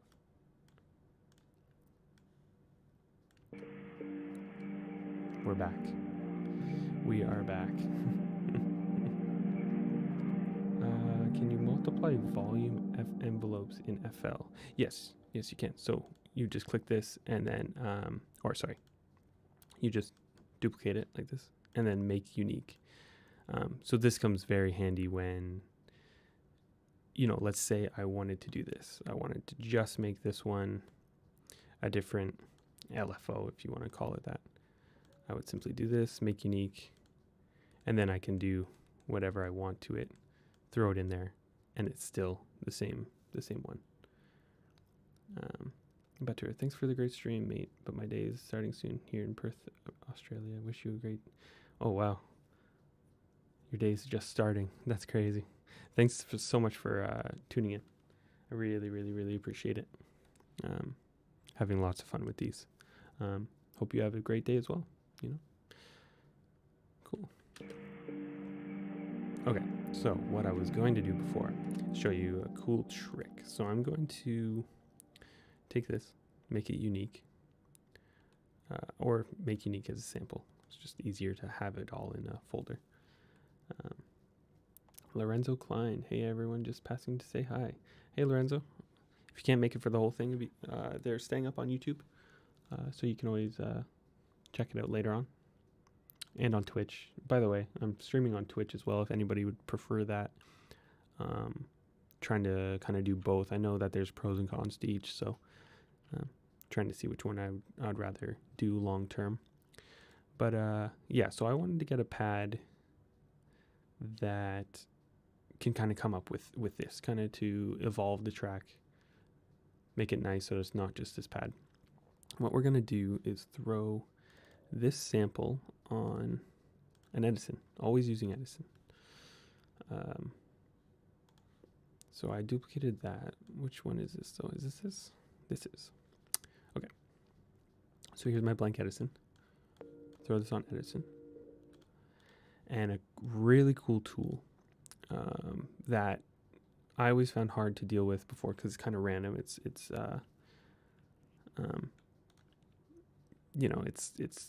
chaotic. Is this blur tool, and I always put the amount all up, but it blurs it, and now it's a pad, right? Verix, hey, oh Lorenzo, you think Twitch is better in your opinion? That's good to know. The main reason for me wanting to do it on YouTube, because I watch people on Twitch as well. The main reason for doing it on YouTube though is because the audience is already here. But thanks for stopping in, Lorenzo. Thanks for giving your opinion. It's cool. Verix, hey, I think I already said hey, but I can't remember. Live streaming makes your brain not work. But anyways, back to what I was saying. Yeah, throwing this into Edison using the blur tool. Let's blur it again, even. And it turns into a thing. Here's a pad. Right? And that's the perfect pad that I was looking for. Other than the fact that I would like to make it a bit lower. Joshua Ellis, yo, what's up? Thanks for tuning in. Let's see how this sounds. So if I throw it here, so that this is the new sound, right? And that already makes it sound so much better. I'm going to just go like course, this needs some EQ and stuff. Is it this? It is. On 14. So let's throw some EQ on here, get rid of this. That's the annoying part, right? Oh, that's nice like this. Okay, so what I'm going to do is I'm going to... Oh, that's just a nice pad. This is the magic of Edison. So, okay, so I'm going to do that, and then I'm going to, in FL Studio, if you use FL, if you want to automate parameters that are in, parametric EQ or whatever, all you do is kind of move this, and then browse parameters, and then you can actually find it underneath all the other plugins.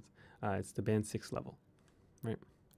You throw that in, and then let's make it a bit low, and then around the end here, we'll make it go up into this, and then back down to its normal.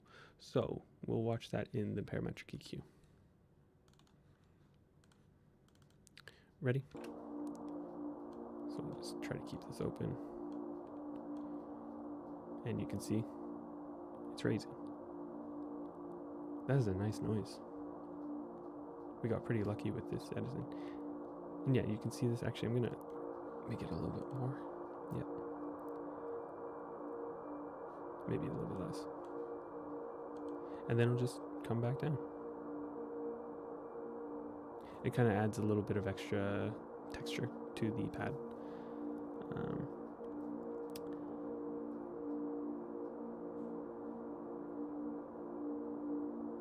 Okay, this is a good. Okay, Verix asked, "What's the blur, but for Ableton, do you think?" So I don't know anything about Ableton really. I've used it a couple times, but Potkettle just answered, "Blur is effectively a convolution with a bell curve impulse, whatever that means." I don't know how to put that in simpler terms, but you might know what it is already. So a decent convolver plugin should do it.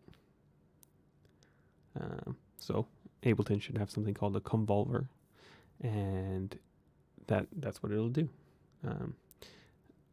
Podkettle, that's really cool to know. I love when people in the chat are know more than the person live streaming. I love it. Thank you very much for your input there. I had a productivity related question, if that's cool. How much writing do you tend to do a week, and do you try to write a number of pieces in a certain time? For example, 1 track a week. Okay, so it depends on the project I'm working on. It depends on if I am even in the middle of a project. So recently, this is my first time writing an ambient piece it's at least 3 months. I haven't really opened up FL Studio and really done any production other than recording piano and writing some strings and horns for two tracks. I don't when I think of a project. So with this, I'm kind of getting ready for a 4-track EP. That's what I'm thinking of. I want to do a 4-track ambient EP for the next project or whatever, and that'll be what I'm working on.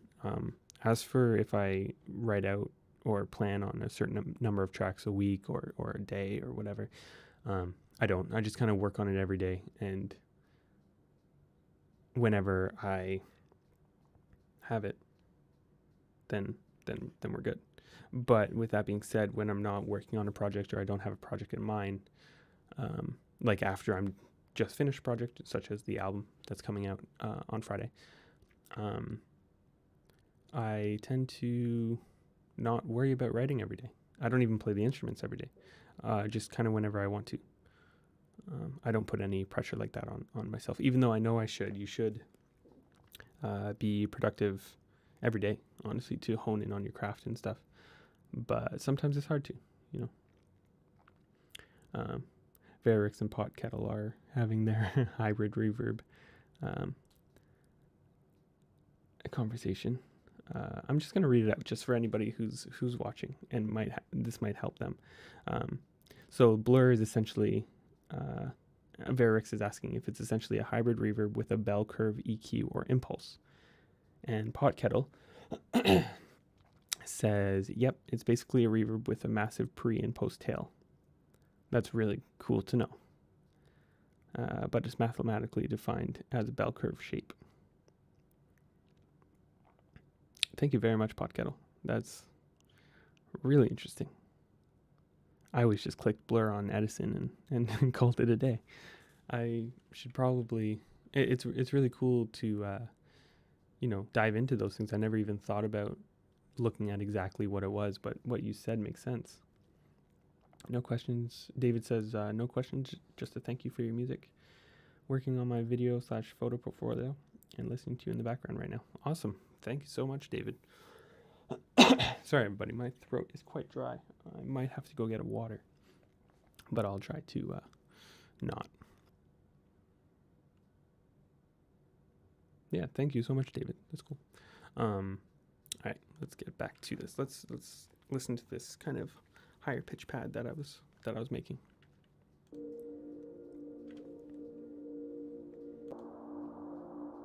So it's a nice noise in it that it made, and in context this is what it sounds like.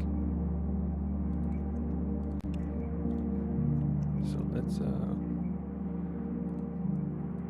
automate that to there, and then we'll automate it out as well. Yeah.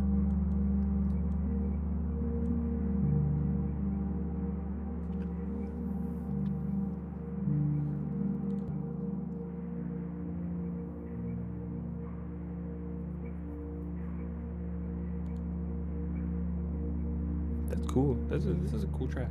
I think right now what's lacking is the intro. So let's think of what the intro could use. Maybe we could actually do the same thing. Maybe we use this blurred piano and we'll make this unique as a sample, and then we'll bring it to its original, stretch this down.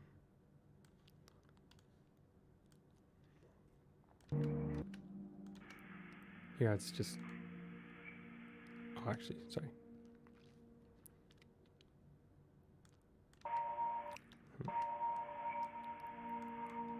Yeah, if we, let's throw this onto a different channel. Let's throw it onto 15, just so that we can EQ it separately. So that's a little bit too much for me. And that, I don't like that. But that's cool. It's the same thing. Well, okay.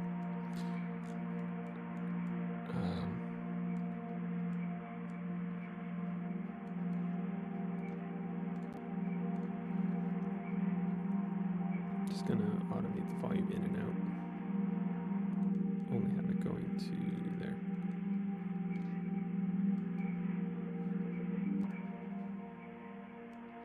Just so that it gives something else going on,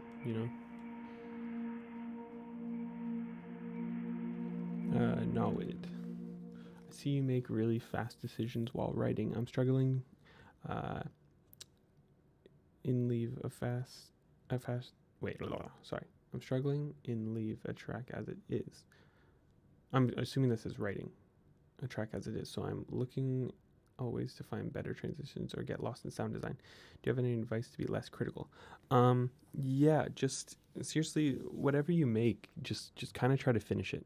Honestly, don't plan on putting it out. Don't plan on showing anybody. Just learn how to finish tracks, because a lot of the time you'll, just like this noise, right? This noise is a perfect example. I didn't like it when I was making it, but you throw it in the track and see how it feels, and put it in the bed essentially, and normally it ends up in context sounding great. Same goes for this pad that I'm making right here. I do not like it, right? It's high pitch. annoying. At least without the EQ, right? EQ it and put it in context, and it just adds an extra layer. You can really make, maybe this is a broad statement, but I believe that you can make anything sound good. I guess for your question, do you have any advice to be less critical? Just don't make things every time to put it out. You know, don't think that you'll be putting out a project. Just kind of create. Just focus on finishing the tune, which is also the reason that I write out the structure as I go. Like even in this first pattern, I found the chord and I knew how I wanted to evolve it in terms of the whole track. That's about the best advice I can give off the top of my head right now. I hope that helps.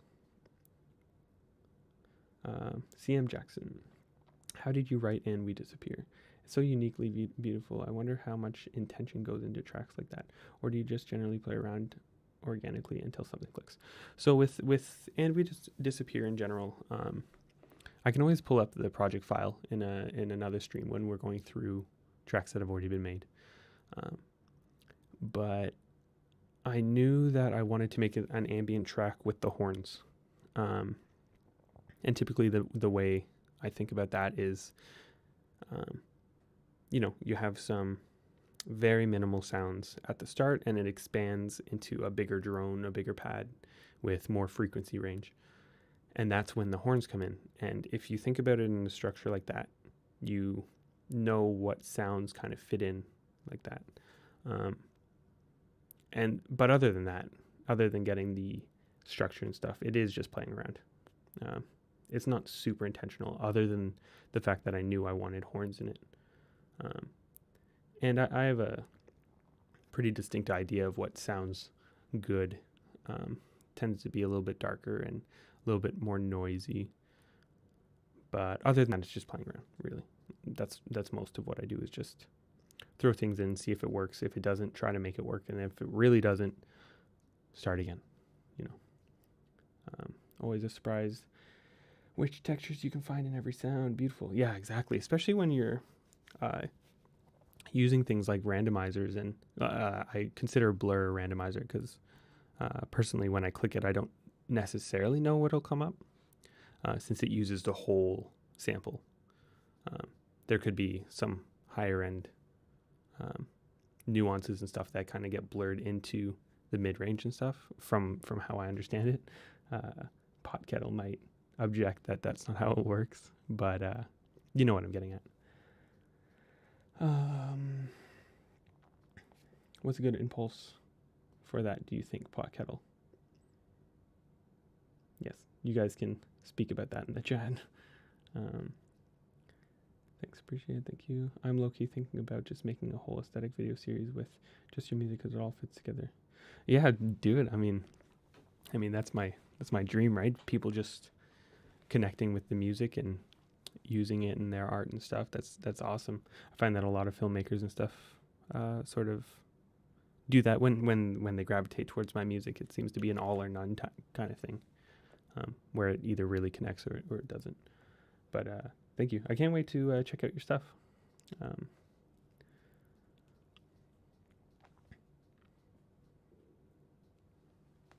Yeah. With Varix and Pot Kettle's conversation about impulses and the blur thing, I wonder if there's a way in FL to do it not with the blur, because I'm really interested now in just doing it myself. Because Pot Kettle here just said, honestly, I'd try and just make it by eye, get some white noise and shape the volume envelope to be roughly bell curve shape. The width of the curve is the blur degree.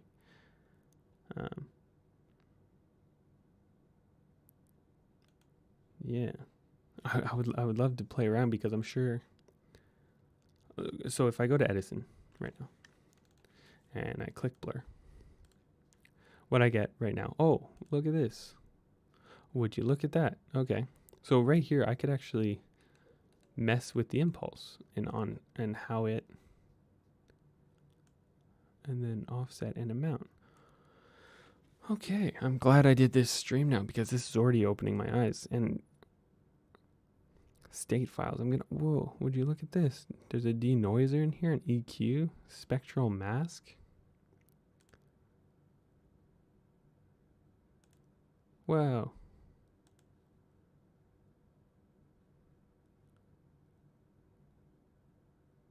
Wow, my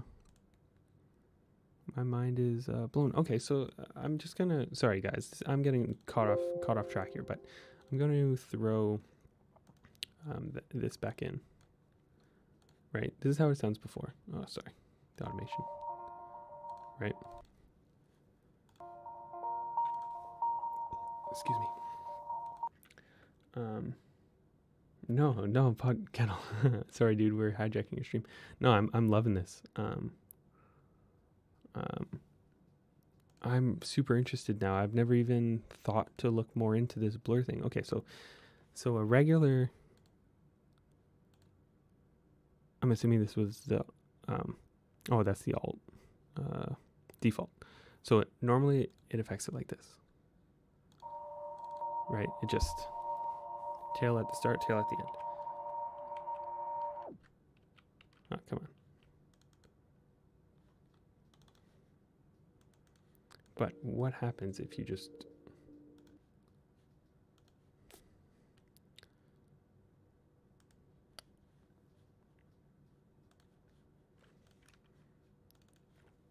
What I was saying, what happens when you change it around? And I'm sure, Podkettle, you can already answer this probably. But yeah, let's see, just a triangle.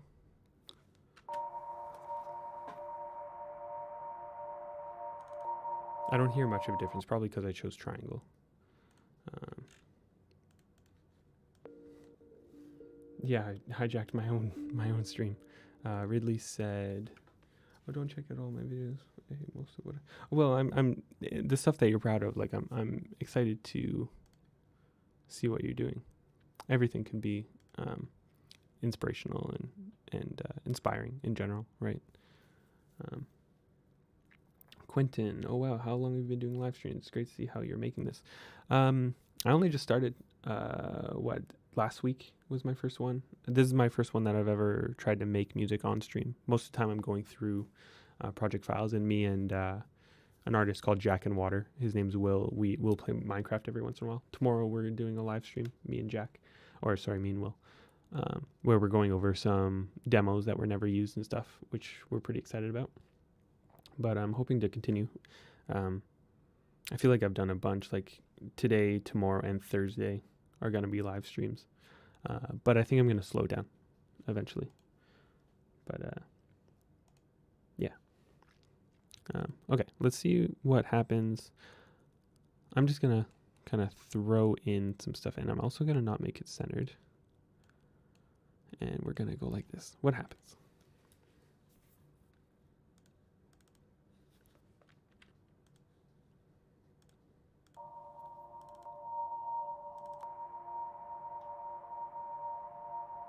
Not much of a difference. There is more harmonic stuff here.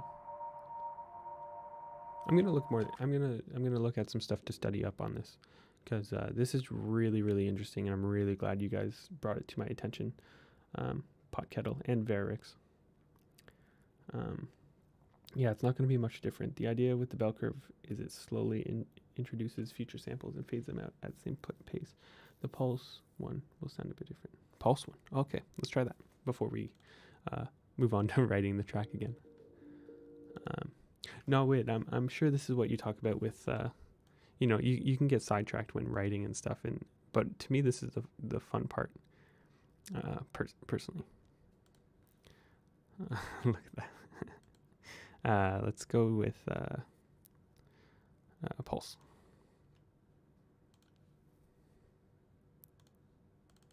Oh. So if I understand this correctly, not much of a difference again, but with the impulse, I guess if I want to use the words like attack and decay, I think you'll understand what I mean by that.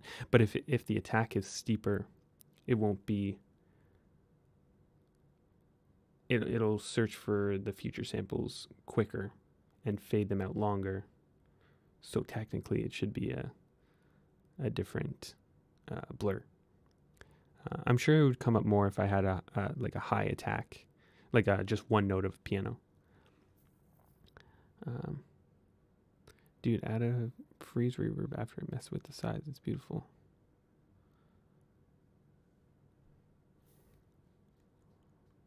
You mean with this? I can do that. Oh man, I wish I had my pedals hooked up, because I got the mood pedal recently, and the Dark Worlds by Chase Bliss, and they're so fun to mess around with. I wish I could be doing that on stream right now, but next time for sure. I'll get it all figured out. I'm hoping. All right, let's get back to the track. So let's see where we're at. Is that too loud? Seems too loud. The noise.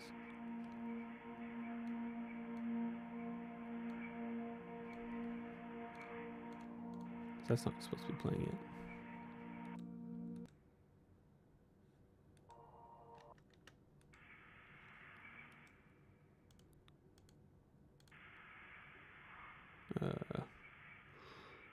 Oh, it's because I see.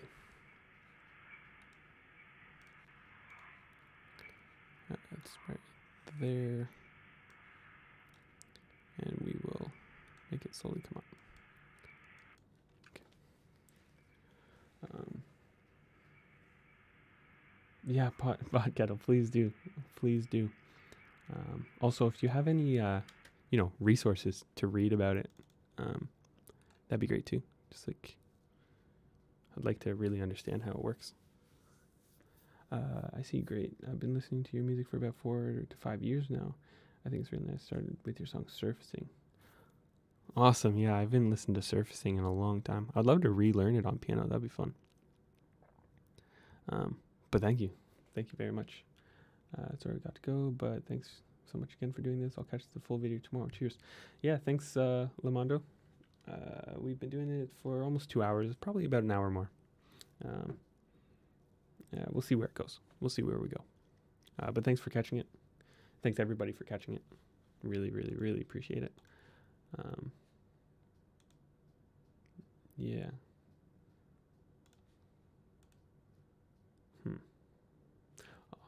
You know, it kind of sucks. The program that I'm using right now, called Restream, to get it both on Twitch and YouTube, is making it so that I can't see total number of people that have been here. I have a feeling it's more than before, because 17 people watching right now is more than I've had in the past. But I guess it doesn't matter. Thank you for everybody showing up and everything. Really, really, really appreciate it. All right, let's get back to it. Let's listen to it. Let's see what we come up with.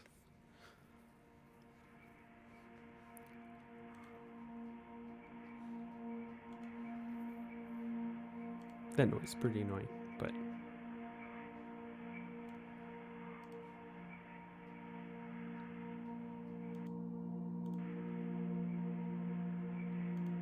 probably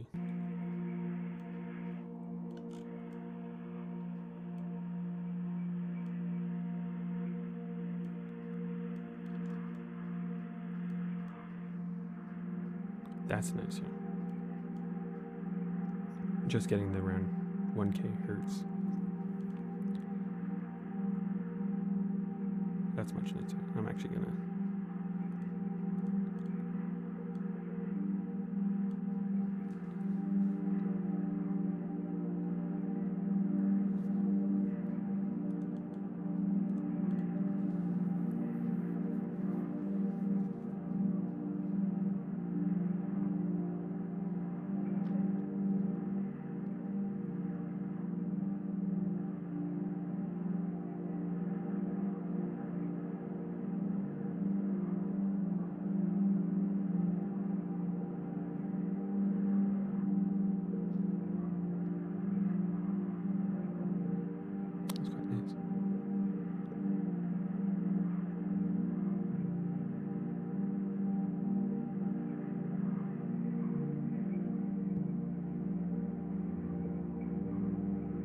Oh, that's nice too. The piano.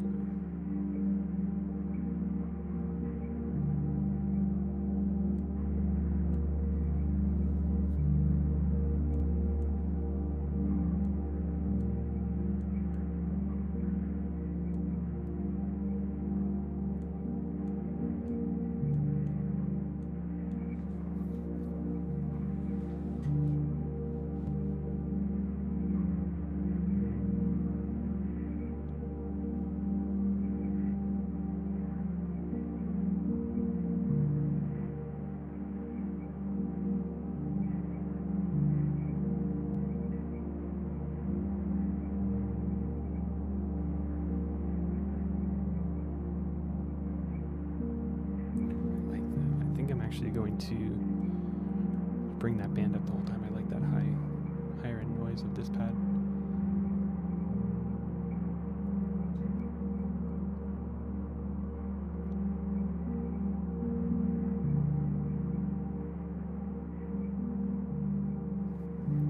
We're going to shorten this as well.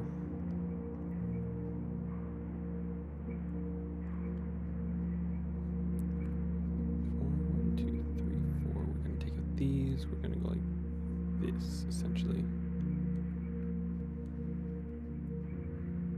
because that's how I want it to end, is with this.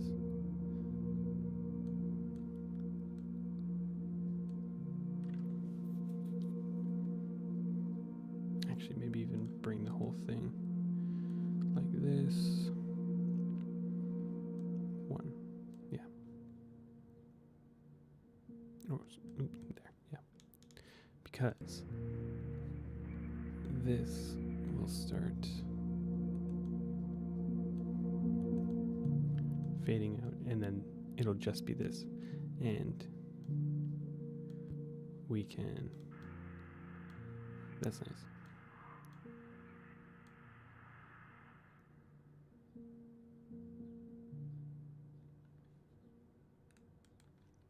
That's nicer to me. I like this piano thing going for longer than the pad does, like that, and for being in shorter. Yeah,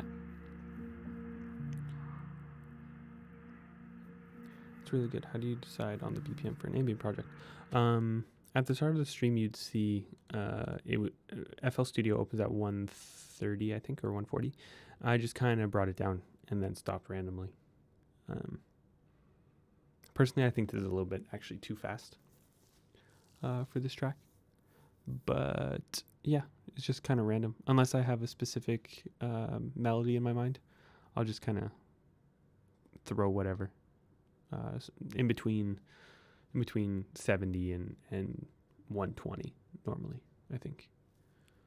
Who are you listening to most at the moment? Well, it's not ambient music, I would say. Right now I'm kind of taking a break from especially listening to ambient music. I've been listening to a lot of live performances of my favorite bands. Particularly hooked on some of the Between the Buried and Me live shows. I'm not sure if anybody knows Between the Buried and Me. I'm sure you guys do, but yeah, I've been really into that. They have an album called Coma Ecliptic, and they have a full live set of the album front to back on YouTube. It's super good. I really love it. And that's really all I've been listening to lately, is Between the Buried and Me. Sometimes that'll happen. Bands kind of, get stuck in my mind for quite a bit. And that's all. Alaska is a classic. Yes, I got into them when Coma Ecliptic was just about to come out, so I kind of missed the whole hype of Alaska. Obviously, it's a great album, but I'm more attached to Coma Ecliptic and Automata 1 and 2. Their newest ones, essentially. But they are fantastic. musicians, like unbelievable. It's crazy to even think people can be as good as them. Really, honestly. But yeah, it's like prog metal. So, but they have really, really great melodic sections and even ambient sections too. So it's quite inspiring.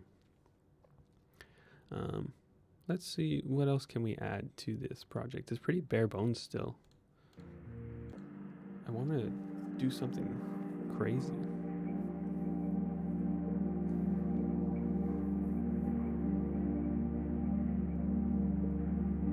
Let's add another pad. Let's try to make another pad. We'll make it out of a Lulatone sample pack.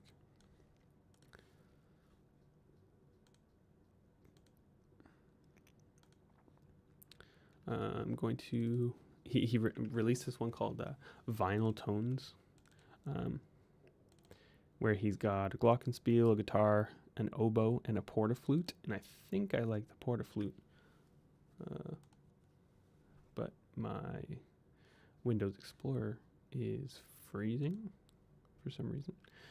It's fine. Eventually it'll come back up. There we go.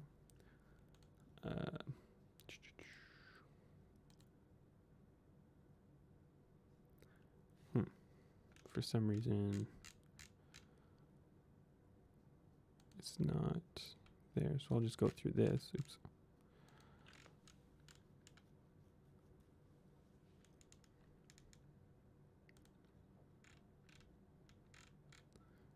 Lulatone. There. These vinyl tones. Vinyl tones? No? Okay. That's strange, but I guess we can do the melodica then. His melodica sample pack. It's always fun because they're super, super noisy. Why isn't it working?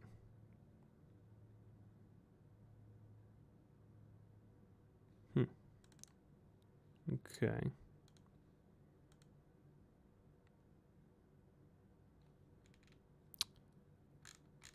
Strange. Okay. Well, we'll use something else then.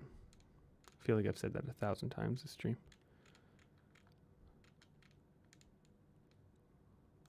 Here's vinyl tones. Come on. Huh.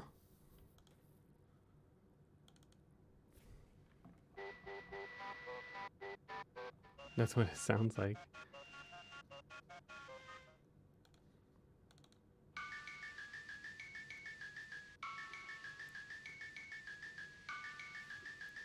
I'm not sure. Okay. Do I like labs? I think so. I think on my labs, I only have... There it is. I think I only have a piano. But yes.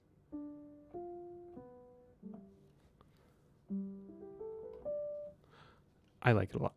Oh, actually, you know what? I just got these. Yeah, these strings. I think Labs is great. I really do. It's so awesome.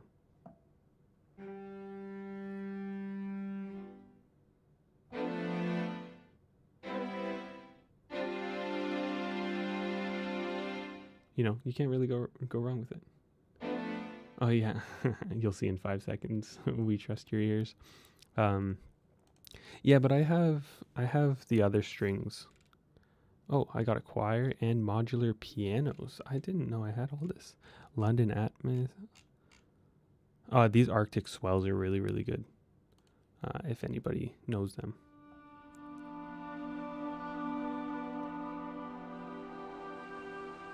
Oh, there are tons of new ones? I didn't know that. But actually, I'm liking this. So we are going to play around with this. Where do we think this will fit?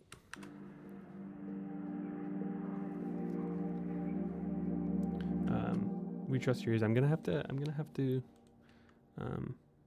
look into the new labs because I guess it's been a while.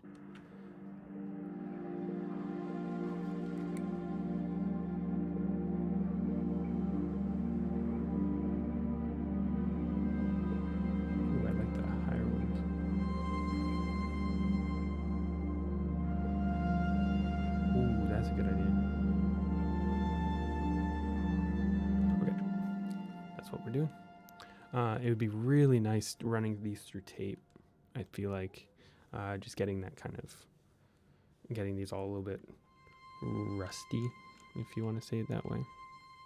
So I'm going to just do that. Do you know AB?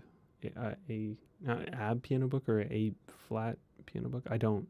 Varix. Not quite sure what that is. This gives me serious Blade Runner vibes now. Yeah. I guess we're just going wherever it's going. Let's see. A little bit too long.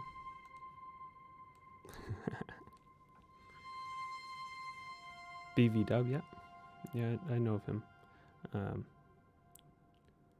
He's great. Oh, about piano book. Yeah, that's Spitfire's. I saw a video on what's his name, Christian Henson's YouTube channel about piano book. I don't really remember. You know what? While I'm on stream, sorry everybody if this is boring. Piano book, Spitfire. Every piano tells us to. Oh yeah, so they did one. Whoa. Are these all free? Winter Voices. Yeah, so I saw the video on the Winter Voices too. Are these... I didn't know these were free. Whoa, are these all contact libraries?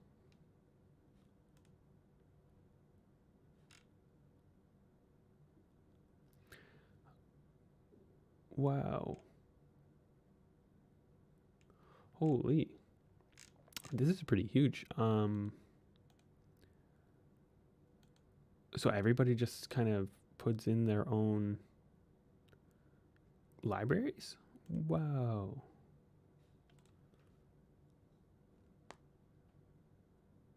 Michael Cromwell, this is bussin'.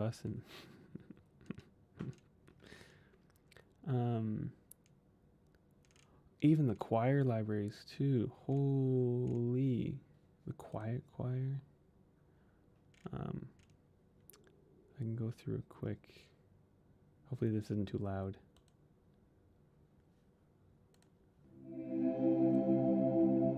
So this is the...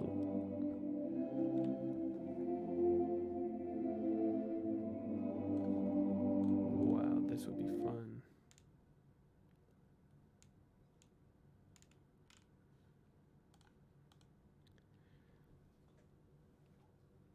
Holy Varix, man, thank you for letting me know about this.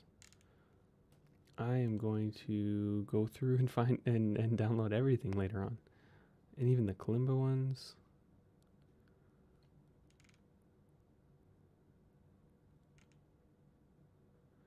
This is going to be huge. I'm going to have to follow them on Instagram too. Wow. Wow. 510 free instruments and counting. That's crazy. Okay. Varix, thank you very much for letting me know about this. Next stream you're going to see more different libraries for sure. All right, so I'm going to do that. What is it? No.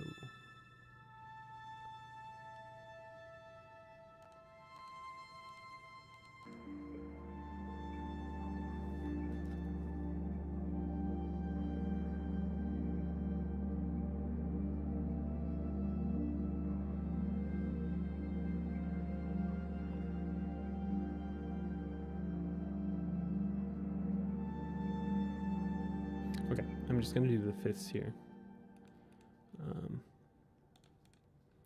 Once again, I know it doesn't sound great right here, but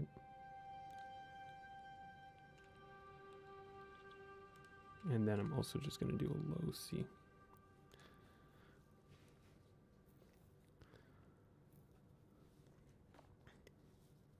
Michael Cromwell, when you playing Minecraft again?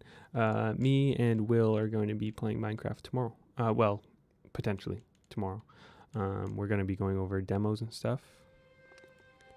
and maybe afterwards we'll play some Minecraft or some video game, just for some fun. Okay, so let's get this and throw it into Edison once again. Just record it.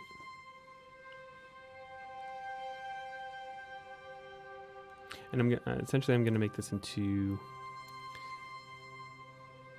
a pad. That's a little bit too quick. Quicker than I was expecting. Okay. Sorry. We are going to have to go like that.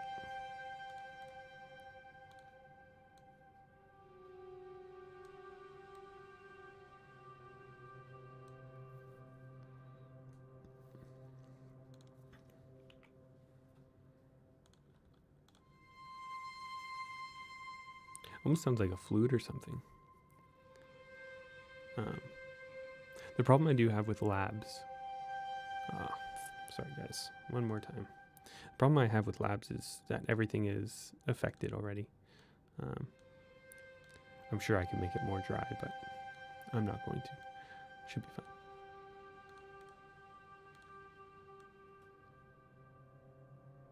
There.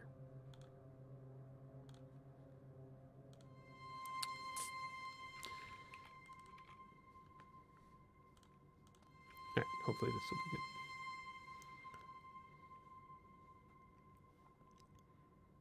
That's better. This is going to make a really nice mango pad. Especially since it's just fifths.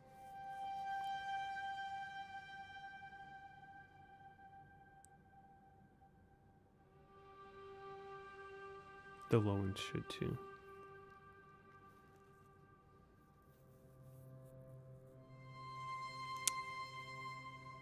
Okay.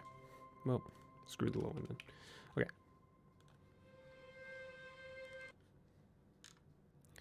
Let's get mango. We'll go into slot 5. Let's see what happens.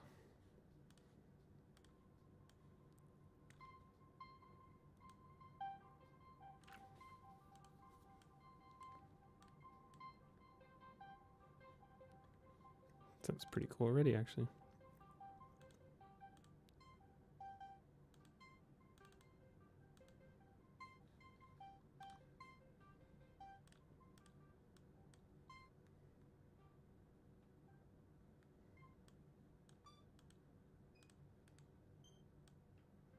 All right, let's get some lower octaves and stuff. Let's actually output this. All right.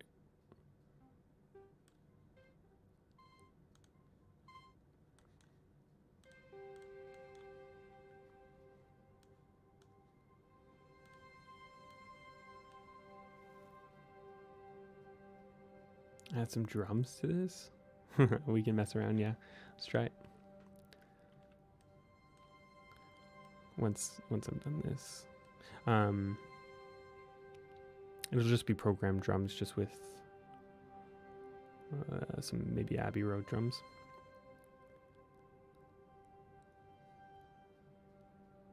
So let's actually bring Mangle to 17 and affect it this way, just so I can.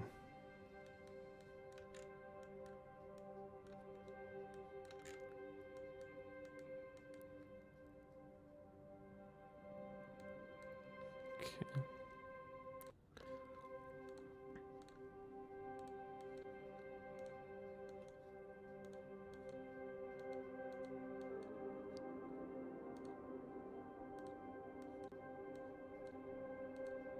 It's too high right now, so I'm just going to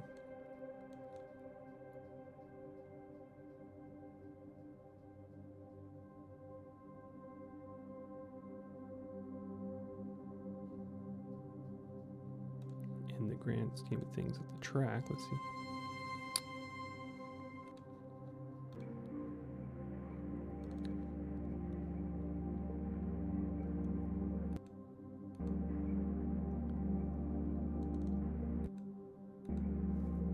It's not too different, but It's different enough, right? Seal in black. I've got. It's kind of reminding me of. Yeah, I can see that too. Actually, the moment they left us, if I was adding strings to it, this would definitely be it. See, this is a problem I run into a lot. Is essentially my tracks sounding very similar. So I'll make like so many tracks for a specific EP, but the ones I won't use, they're not used because they sound too similar to something that's already out. I have to start exploring some more stuff in terms of keys and the notes I use.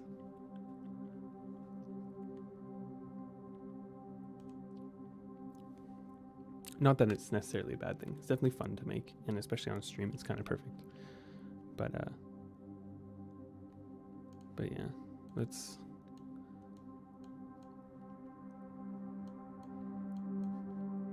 Actually, speaking of the moment that they left us, we could actually probably do something similar to it. We could do sort of a wave thing. You know?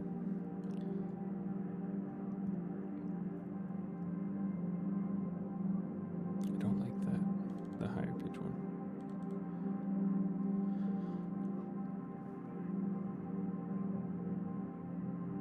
Yeah, some of Christopher Willett's work sounds similar. Yeah, that's true. And like, if you listen to Seller, I find that some of his stuff sounds similar to older stuff, but which I know isn't a problem. You can only be so groundbreaking in ambient and drone music, but still. Let's record this for I don't know, maybe a minute and a half or a minute.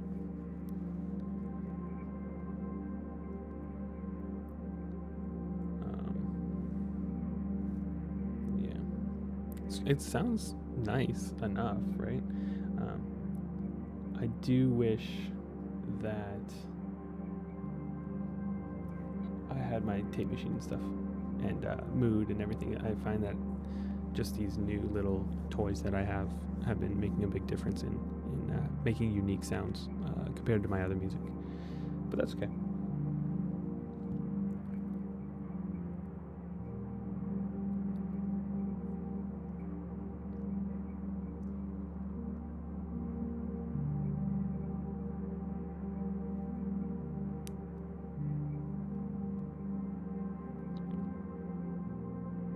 It's a nice little random pad generator, I would call it.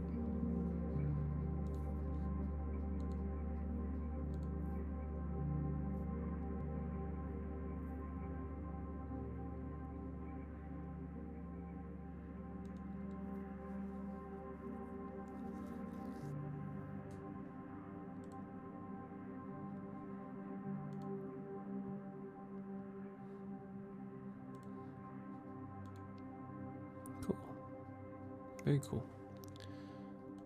Let us go here. And all right, let's try to make this where is it here? This, yeah. So this will come in. Let's try to make this come in here.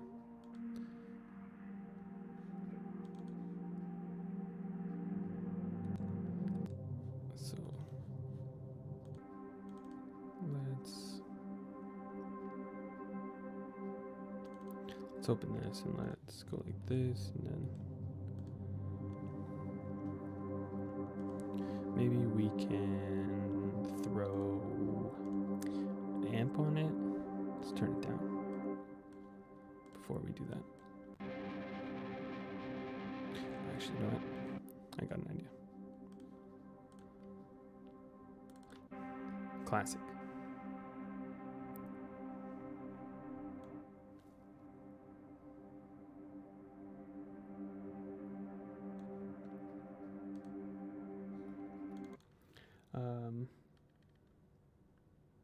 Jack in water. Will, what do you do with the tape machine? I would just kind of route the audio through some tape and re-record it just to add some grit and stuff. I also find it helpful to use it as like a external mixer to run the pedals through. Yeah, it just adds a nice little texture. It just makes it more interesting. So it's not so clean, which is the reason that I'm kind of adding some distortion on this now. Sorry if you guys can hear the dog. Probably see somebody outside. That's okay. Speaking of groundbreaking, have you listened to Daniel Aged? It's crazy how one man can use like 7 instruments to make one song like BH. I haven't heard of Daniel Aged, but I'm going to write his name down so that I don't forget. Cool. He just played all 7 instruments? Are they like unique instruments? Like, or are they just guitar and stuff? Cool. I'll definitely check that out. Varix, dude, you should try to work with Square Unix. Man, if I could get a track on Life is Strange or compose Life is Strange, that'd be crazy. I know they used like Coda's stuff in Life is Strange, and Daughter and stuff. I think Daughter, didn't they compose the whole soundtrack to Life is Strange 2? Man, that'd be sick. Imagine that. Maybe one day, or maybe not. It would be really cool to compose for a video game, though. I think that's what I definitely want to try one day. If anybody hits me up, I'll definitely be doing that. Let's continue trying to get this pad to sound right.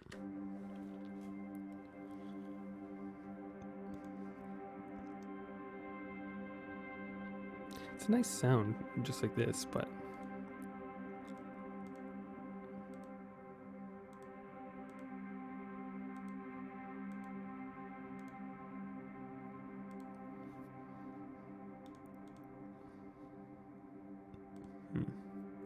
maybe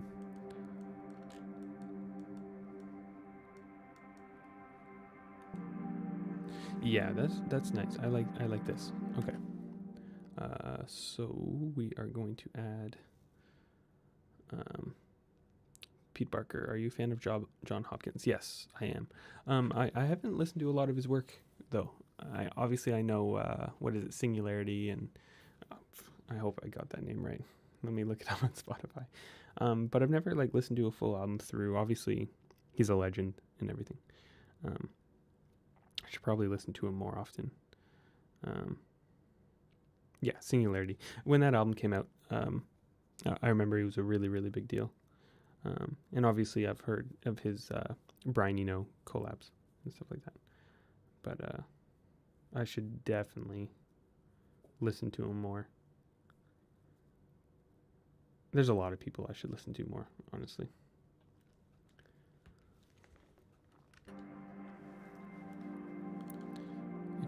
Okay.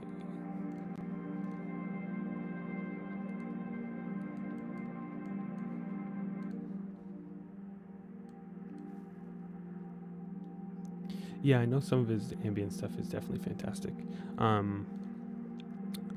It's just more of, finding time to want to listen to ambient music. Like, and by ambient music, I mean sort of drone stuff, like kind of what I'm listening to now. I listen to Taylor Dupree a lot, and what is his genre technically called? Lowercase music or something like that. I really like that, but I find I don't really listen to it. When I do listen to ambient music, it's kind of the same artist. Like I listen to a lot of Stars of the Lid and a lot of cranky stuff, right? Like The Dead Texan. I guess that's all like Adam Wiltsey. I really, really like him. But I need to explore more ambient music, honestly. I really, really do. As funny as it sounds. Maybe that'll be a project of mine. I wish we could listen on a stream. I'd love to kind of take what people think I should listen to and listen to it. I think that'd be cool, but I can't figure out a way that would be possible with copyright and everything. His theme for the movie Monster was great too, even if the film wasn't a 100% hit. I'll write that down too. I'm assuming that's John Hopkins. You should listen to this album, Diamond Mine and King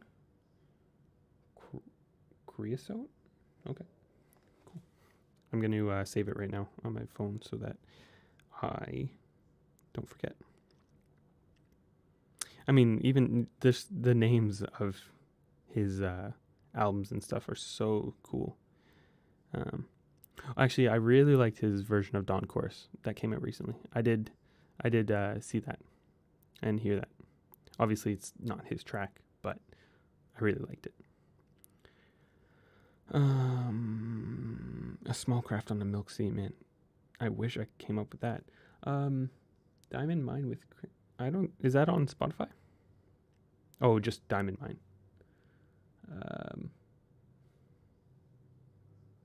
Oh, yes, here it is. Okay, I see. I'm assuming the Jubilee edition. Okay, download, save. Cool. I have that for later.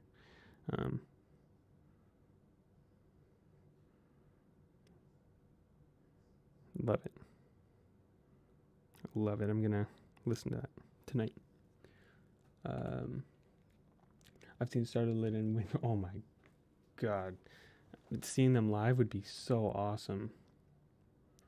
I recently, when Yonzi and Alex came through Toronto, me and Chantel saw them, and it was awesome. It was one of the better live experiences I've ever had. It was very, very, very cool. I would love to see more ambient music live. I feel like it's honestly so good. Although you can argue that Yonzi and Alex isn't ambient, but you get what I mean. Bubble and Bats in the Attic are personal favorites. Okay.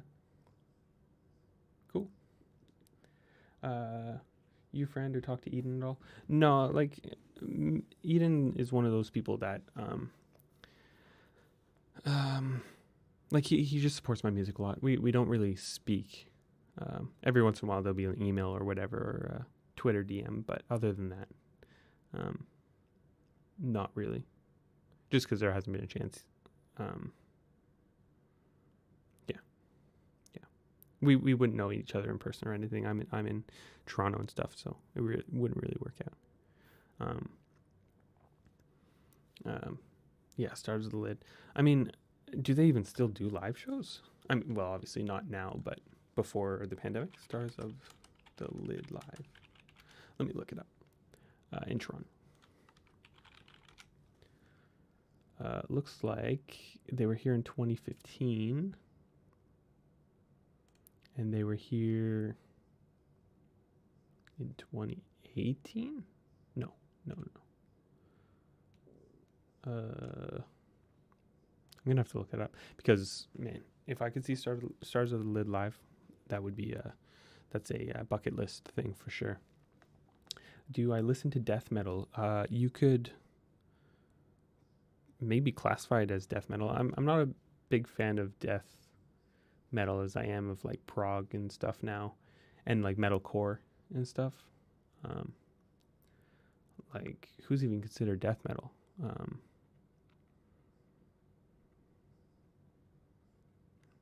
I don't know.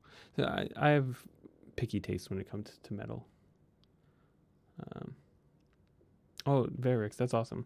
Yeah, he's just been very supportive over the past few years for me, which is very cool. Obviously, I'm very lucky for that.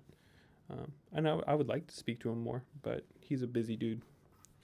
I think he's got his crew, you know.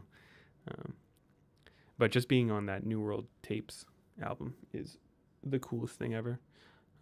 With him and all the other artists, it's the fact that he even asked me was unbelievable, really. Do you know? Yes, I do know Explosions in the Sky. I love Explosions in the Sky. Yeah, they're the best. I mean, who doesn't, right? Yeah.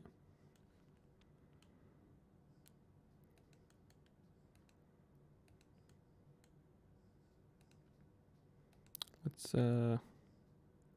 get back to this. See how this sounds.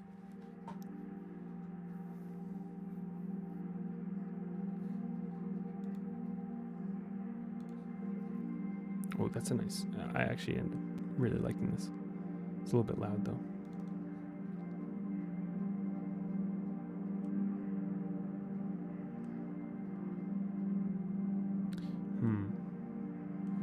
Maybe actually, because that's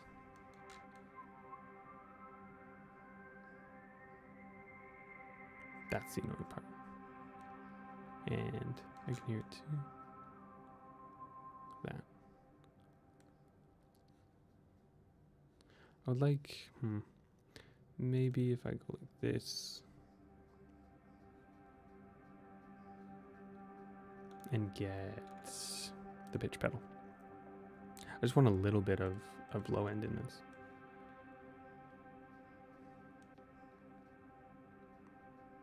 Looks like my computer's starting to die. Maybe too many instances of guitar rig. You can see it up here. The fact that it's going super slow right now is not helping.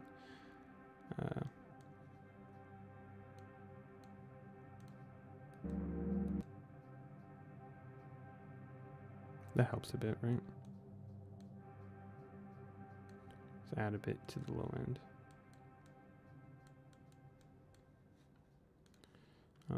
And then I'm gonna cut it there. Just kind of duplicate this automation here. I like the little waves in and out, you know. I don't think it needs to do much more than that.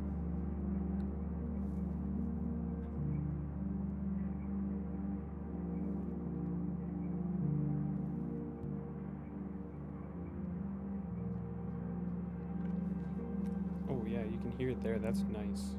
I'm going to automate. So something else I like about FL is that you can automate the channels in the mixer, and you can also automate the channels here. I'm not sure if other DAWs do this. I'm sure they do. But so I can automate. So this automation comes first. This is the main volume of this sample. And then it goes to this, and then this is secondary. So if I automate this to slowly come up, it's still going to do this automation as we come up. I'm sure other DAWs do it, but I like doing that. Teen Suicide. I don't know Teen Suicide, but I've been liking lo-fi a little bit more. Like not lo-fi hip-hop, but lo-fi indie and stuff like that. Let's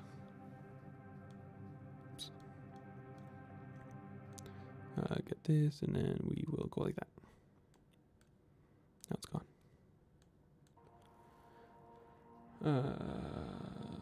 Is there any way to support you, like donate? I mean, I don't want to plug too much. I mean, maybe if we start doing more streams, I'll make a donation thing. But honestly, you showing up and chatting in the chat is more than enough. I don't need donations or anything. Although I know it's fun and I love when watching streamers and the donation pops up and you know, they take their question and all this stuff, but not yet. You could listen to Know the Mood or Haunt Me, one of the most popular. Sure, yeah. I'm going to write down to you Teen Suicide as well. Cool. I'll listen to them and the John Hopkins album tonight. Teen Suicide. But Varric's new album comes out on Friday. So make sure you stream that or listen to it. That's, yeah, more than enough. I'm sure I've heard Teen Suicide. I have a liked song, like Haunt Me. I have that liked, so I'm sure I've heard it. Wow, they came out with a lot of albums in 2015, eh? Cool. Clams Casino. Yeah, I haven't heard them in quite a while, though. I used to really like them a few years ago. Because they do the whole chill wave thing, right? Or at least used to. And I was into that for a while.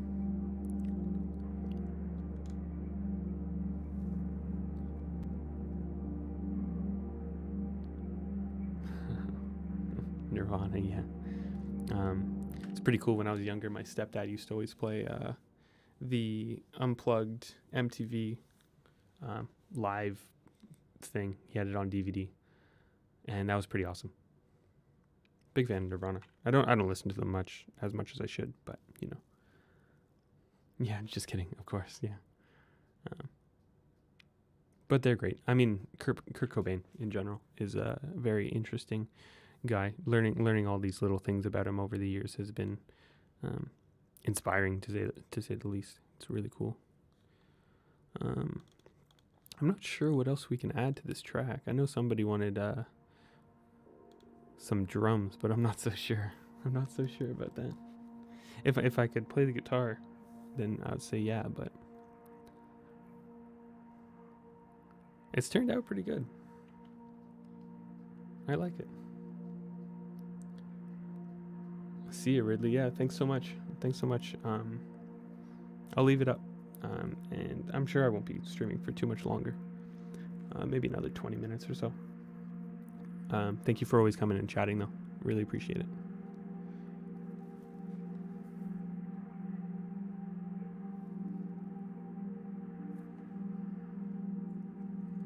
This song almost reminds me of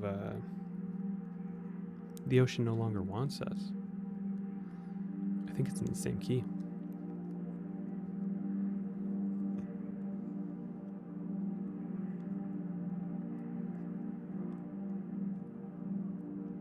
Russian rock. Is Russian circles considered Russian rock? Other than that, no. I'm not sure of any Russian rock, actually.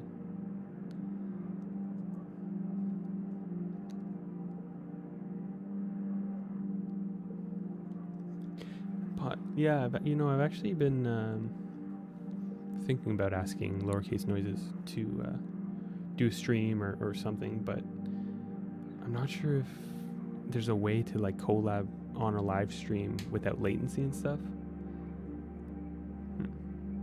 Thanks, Nawid, for joining for this long too. It was a pleasure for me as well. Thank you so much. I definitely need to ask Andy though. The microphones, I'm not so sure.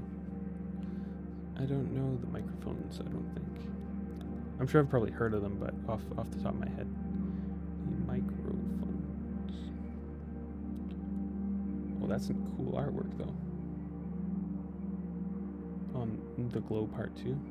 Oh wow, all their artwork is cool. Oh, that's cool. They have an album of just the drums and the singing from one of their albums? That's pretty sweet. Awesome. I'm gonna check them out.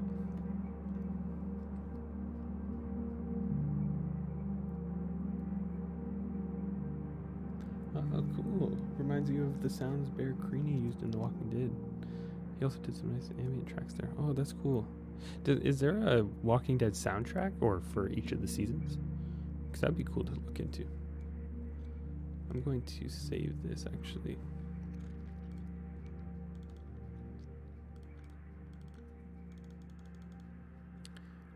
Let's call this folder live stream tracks.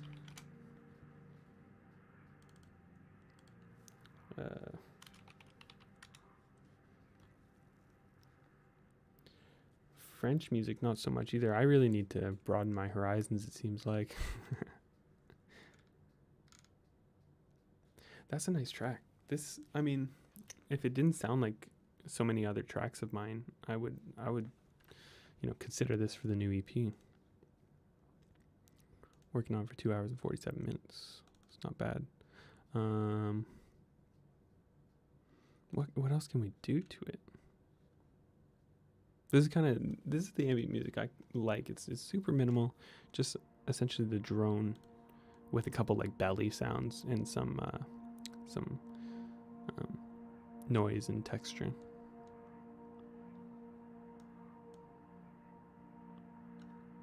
It's quite good.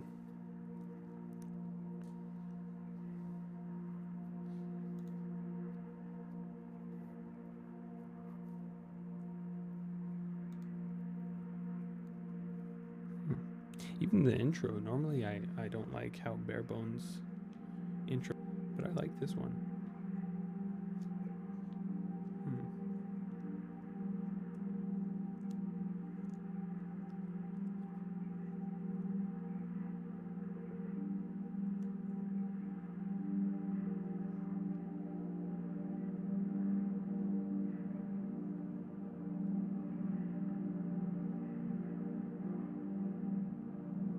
The thing I'm not liking is this, is the main drone. I think I could make a better ambient part to it. Death Cab for Cutie, yep. I haven't listened to them in years though.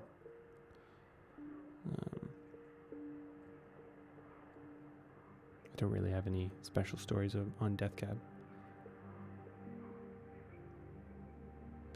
Yeah, it's just this. Maybe if I turn it down. Maybe if I...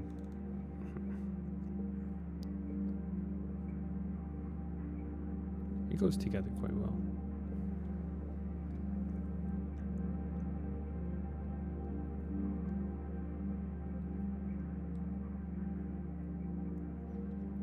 With ambient music, I tend to... Most of the songwriting is just listening to what you wrote for me. Any preferred movie? Oh, I have lots. Parasite is an obvious one. Let me see if I can find my notes on what we watched last year.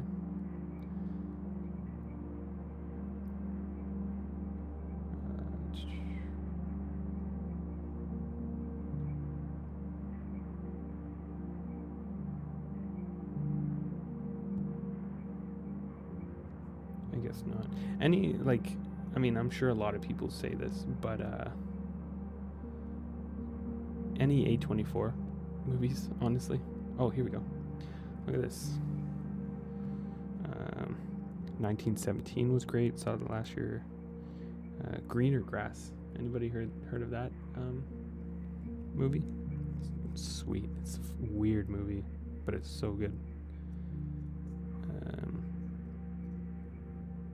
Yeah. Have you seen End of Summer by Johan Johansson? I haven't. Is that his documentary? Or is that a movie that he scored? End of Summer. Johan. Oh, it's on Mubi. Cool. I got Mubi for the Niels Fram concert thing. Oh man, I'm gonna have to watch this.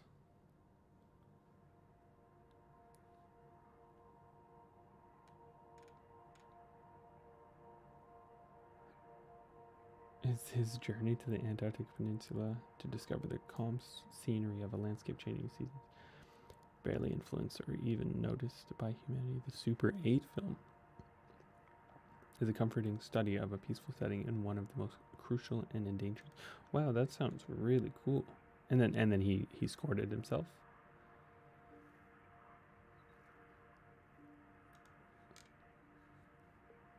Sounds like a project I would want to do.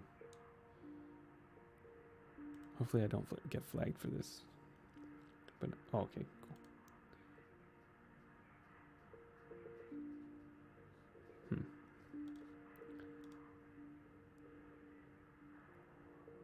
Yeah, it sounds awesome. Okay, this is weird.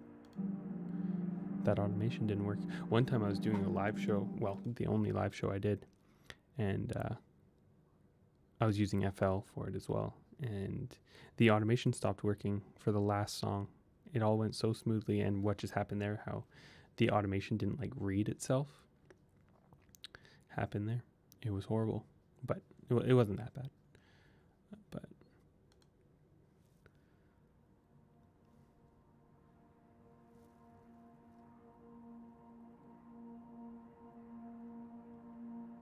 yeah, I last time I went to Iceland, I met Snorri. We had coffee. Me and Chantel had coffee with him. He's a super nice dude, very tall. But his music is just unbelievably fantastic.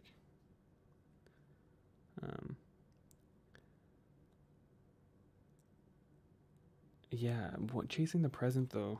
Chasing. I haven't actually even looked into the film. I've heard the score because I'm a big fan of him. But I'm gonna have to watch the trailer and stuff.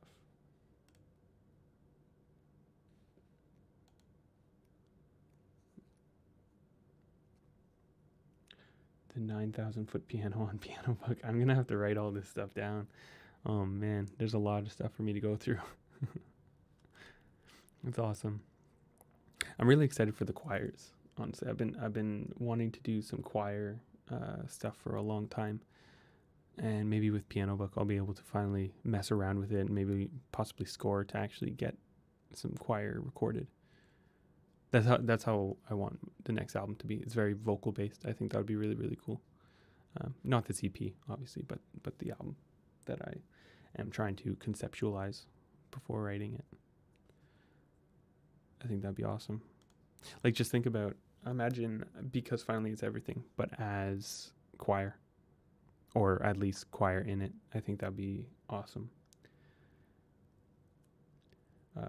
Anything else other than music? I'm assuming you mean like as a profession. And no, music is what I do full time. Obviously, I'm into photography and stuff like that, but nothing super seriously. It's just music. Just music. Yeah, I'm hoping so. I think it'd be really cool to do these huge choir pieces with minimal ambient, minimal piano in between tracks. I think that'd be really cool. But we'll see what happens. I mean, I've got the resources now, so there's no reason why it shouldn't happen other than the pandemic.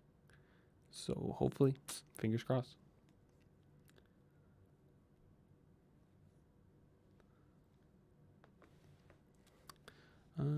How far are we through this? So, I mean, I think this is the track, right? I don't see anything else really needing to be added, to be honest. It's exactly what it needs to be. I'm happy with it. I feel like if I add any more pads or ambience, it'll get too cluttered. And because already you can hear here the lower notes of the piano, of this like piano melody, get buried. And that's not good. But that's because of this and this and this. So I could actually probably do a little bit better mixing. Oh, sorry, here. So you can kind of hear it there, and it's already almost full. Yeah, that stuff.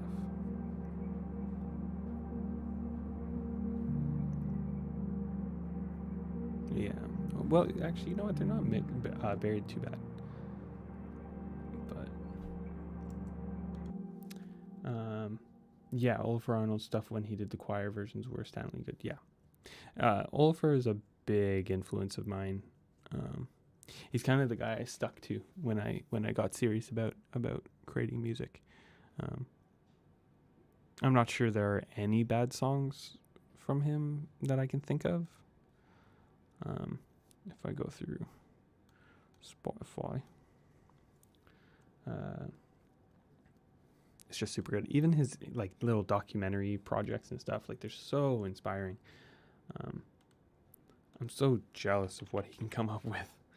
The difference between me and him is I'm pretty sure, practices his instruments every day, and I don't. But even his track with I'm not sure how to pronounce it, but Riex or Riex, so good. I love it. I love it so much. I wasn't the biggest fan of Remember, but Some Kind of Peace is great. Island Song's great. Oh man, it's all great. It is all great. I need to hop back more into Oliver's stuff. They're just fantastic. Hey JC, how's it going?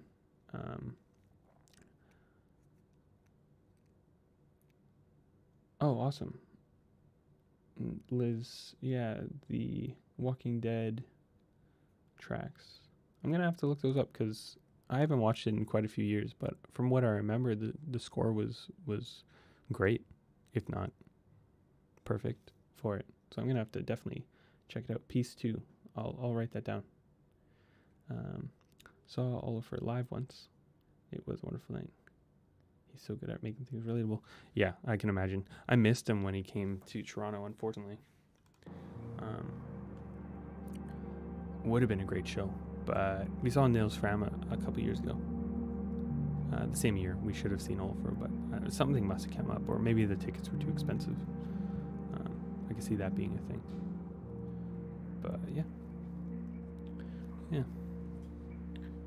So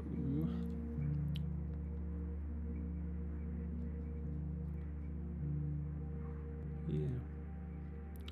Other than that, I think we're just about coming up on the end of this stream.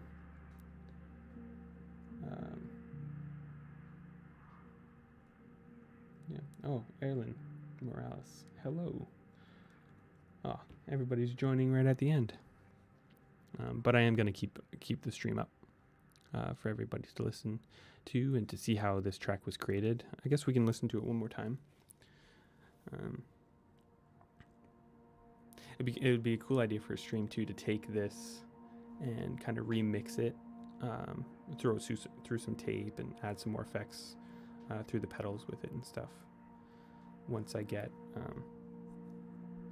the routing properly working. But also sorry that my webcam is so dark. Next time I'll get my light here so that half my face isn't just a shadow. And no worries, Erlen. No worries at all. There'll be more. And we're doing a stream tomorrow. Me and Will of Jack and Water. And we're going to go over old demos and stuff like that. And then maybe play a little bit of Minecraft at the end. I'm not sure though. And then Thursday is the big stream. We're going to listen through all of the new album for Us Alone. We're going to have like a listening party kind of thing. I'm really excited about that. That'll be on Thursday, probably midday. And then Friday, the album comes out. And I'm not sure what my schedule will be next week, but I'll probably only live stream once, maybe twice. I'm not sure if we'll do a track or go through project files or what. But if anybody has ideas of what they want to see, let me know, please. That'd be cool. It seems like nobody really has any objections of what I've been doing. So I'll just kind of continue doing whatever I want and hoping people enjoy it. Like I was even thinking of playing a couple video games on my own. I like a game that I've been playing a lot lately is called Skater XL. It's a beta skateboarding game. It's very fun, but it's relaxing too. There's no like missions or anything, so it'd just kind of be like a play and chat. If anybody wants to do that and wants to join for that, I don't know when I'll do it or if I'll do it, but it's something I was thinking about. Also, I want to get others on the stream. Me and Will of Jack and Water were talking about trying to get more people on our stream, kind of like an interview podcast kind of thing. Get that going, but we'll see what happens. This is all just an experiment. So far it's been going great though. Thank you everybody for showing up,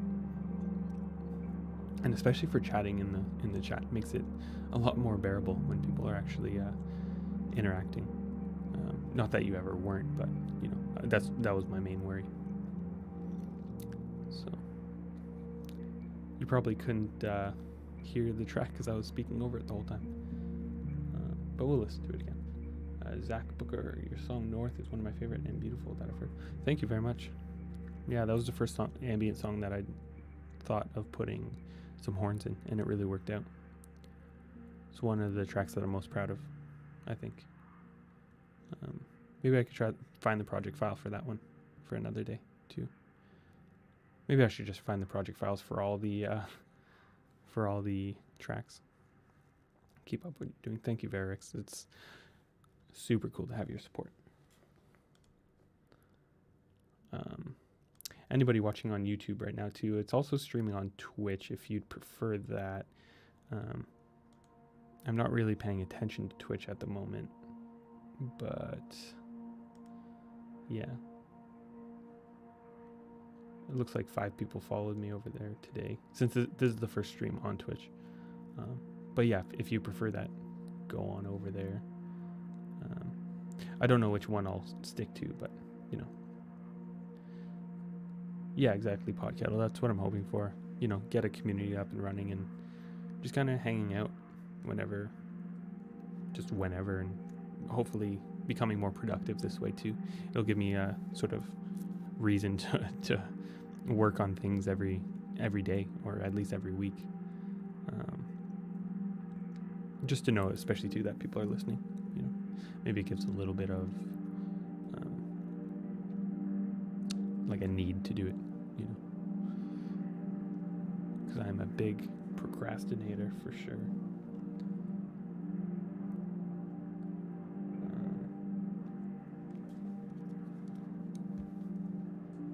Yeah, we're getting into the meat and bones of the project here, and I'll shut my mouth so that we can just listen to this for the rest of it.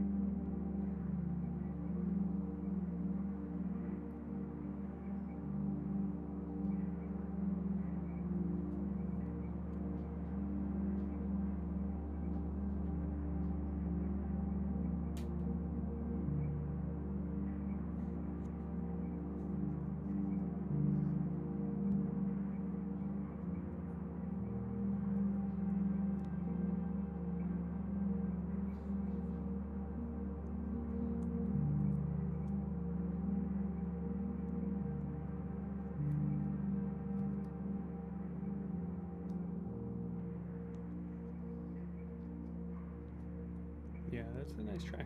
I'm glad that I made this today. Ireland, thank you so much. Thank you so much for listening to my music and stuff. It's very cool. And Verdin's Romit. Glad you got to catch it for a bit. I'm going to head off, I think, pretty soon, if not now, because we've been going for 3 hours, and I'm not sure that there's anything else that we can do to this track, really. Oh man, that's awesome. You used to listen to my tracks while sitting by the sea in Southeast Alaska and write poetry to it. That's awesome. That's awesome, man. It sounds like the dream, really. But yeah, I think that's it. I think we're good here. 3 hours. That's good. Thank you everybody for tuning in. There was a lot more of you today than the previous couple days, and I truly appreciate it. Just for a reminder, me and Will of Jack and Water are going to be streaming tomorrow. I'm not exactly sure what time. I think we normally do it around 1 or 2 p.m. EST. But we're going to be going over old demos. He's going to be sharing them. I'll be sharing them. And then Thursday, is going to be a listening party for the album. I think I'm going to start that at 3 p.m. EST. We're going to listen through the whole album and chat about it and answer questions and have a good time. And then Friday, the album's out. So I hope everybody checks it out. Thanks, everybody. See you later.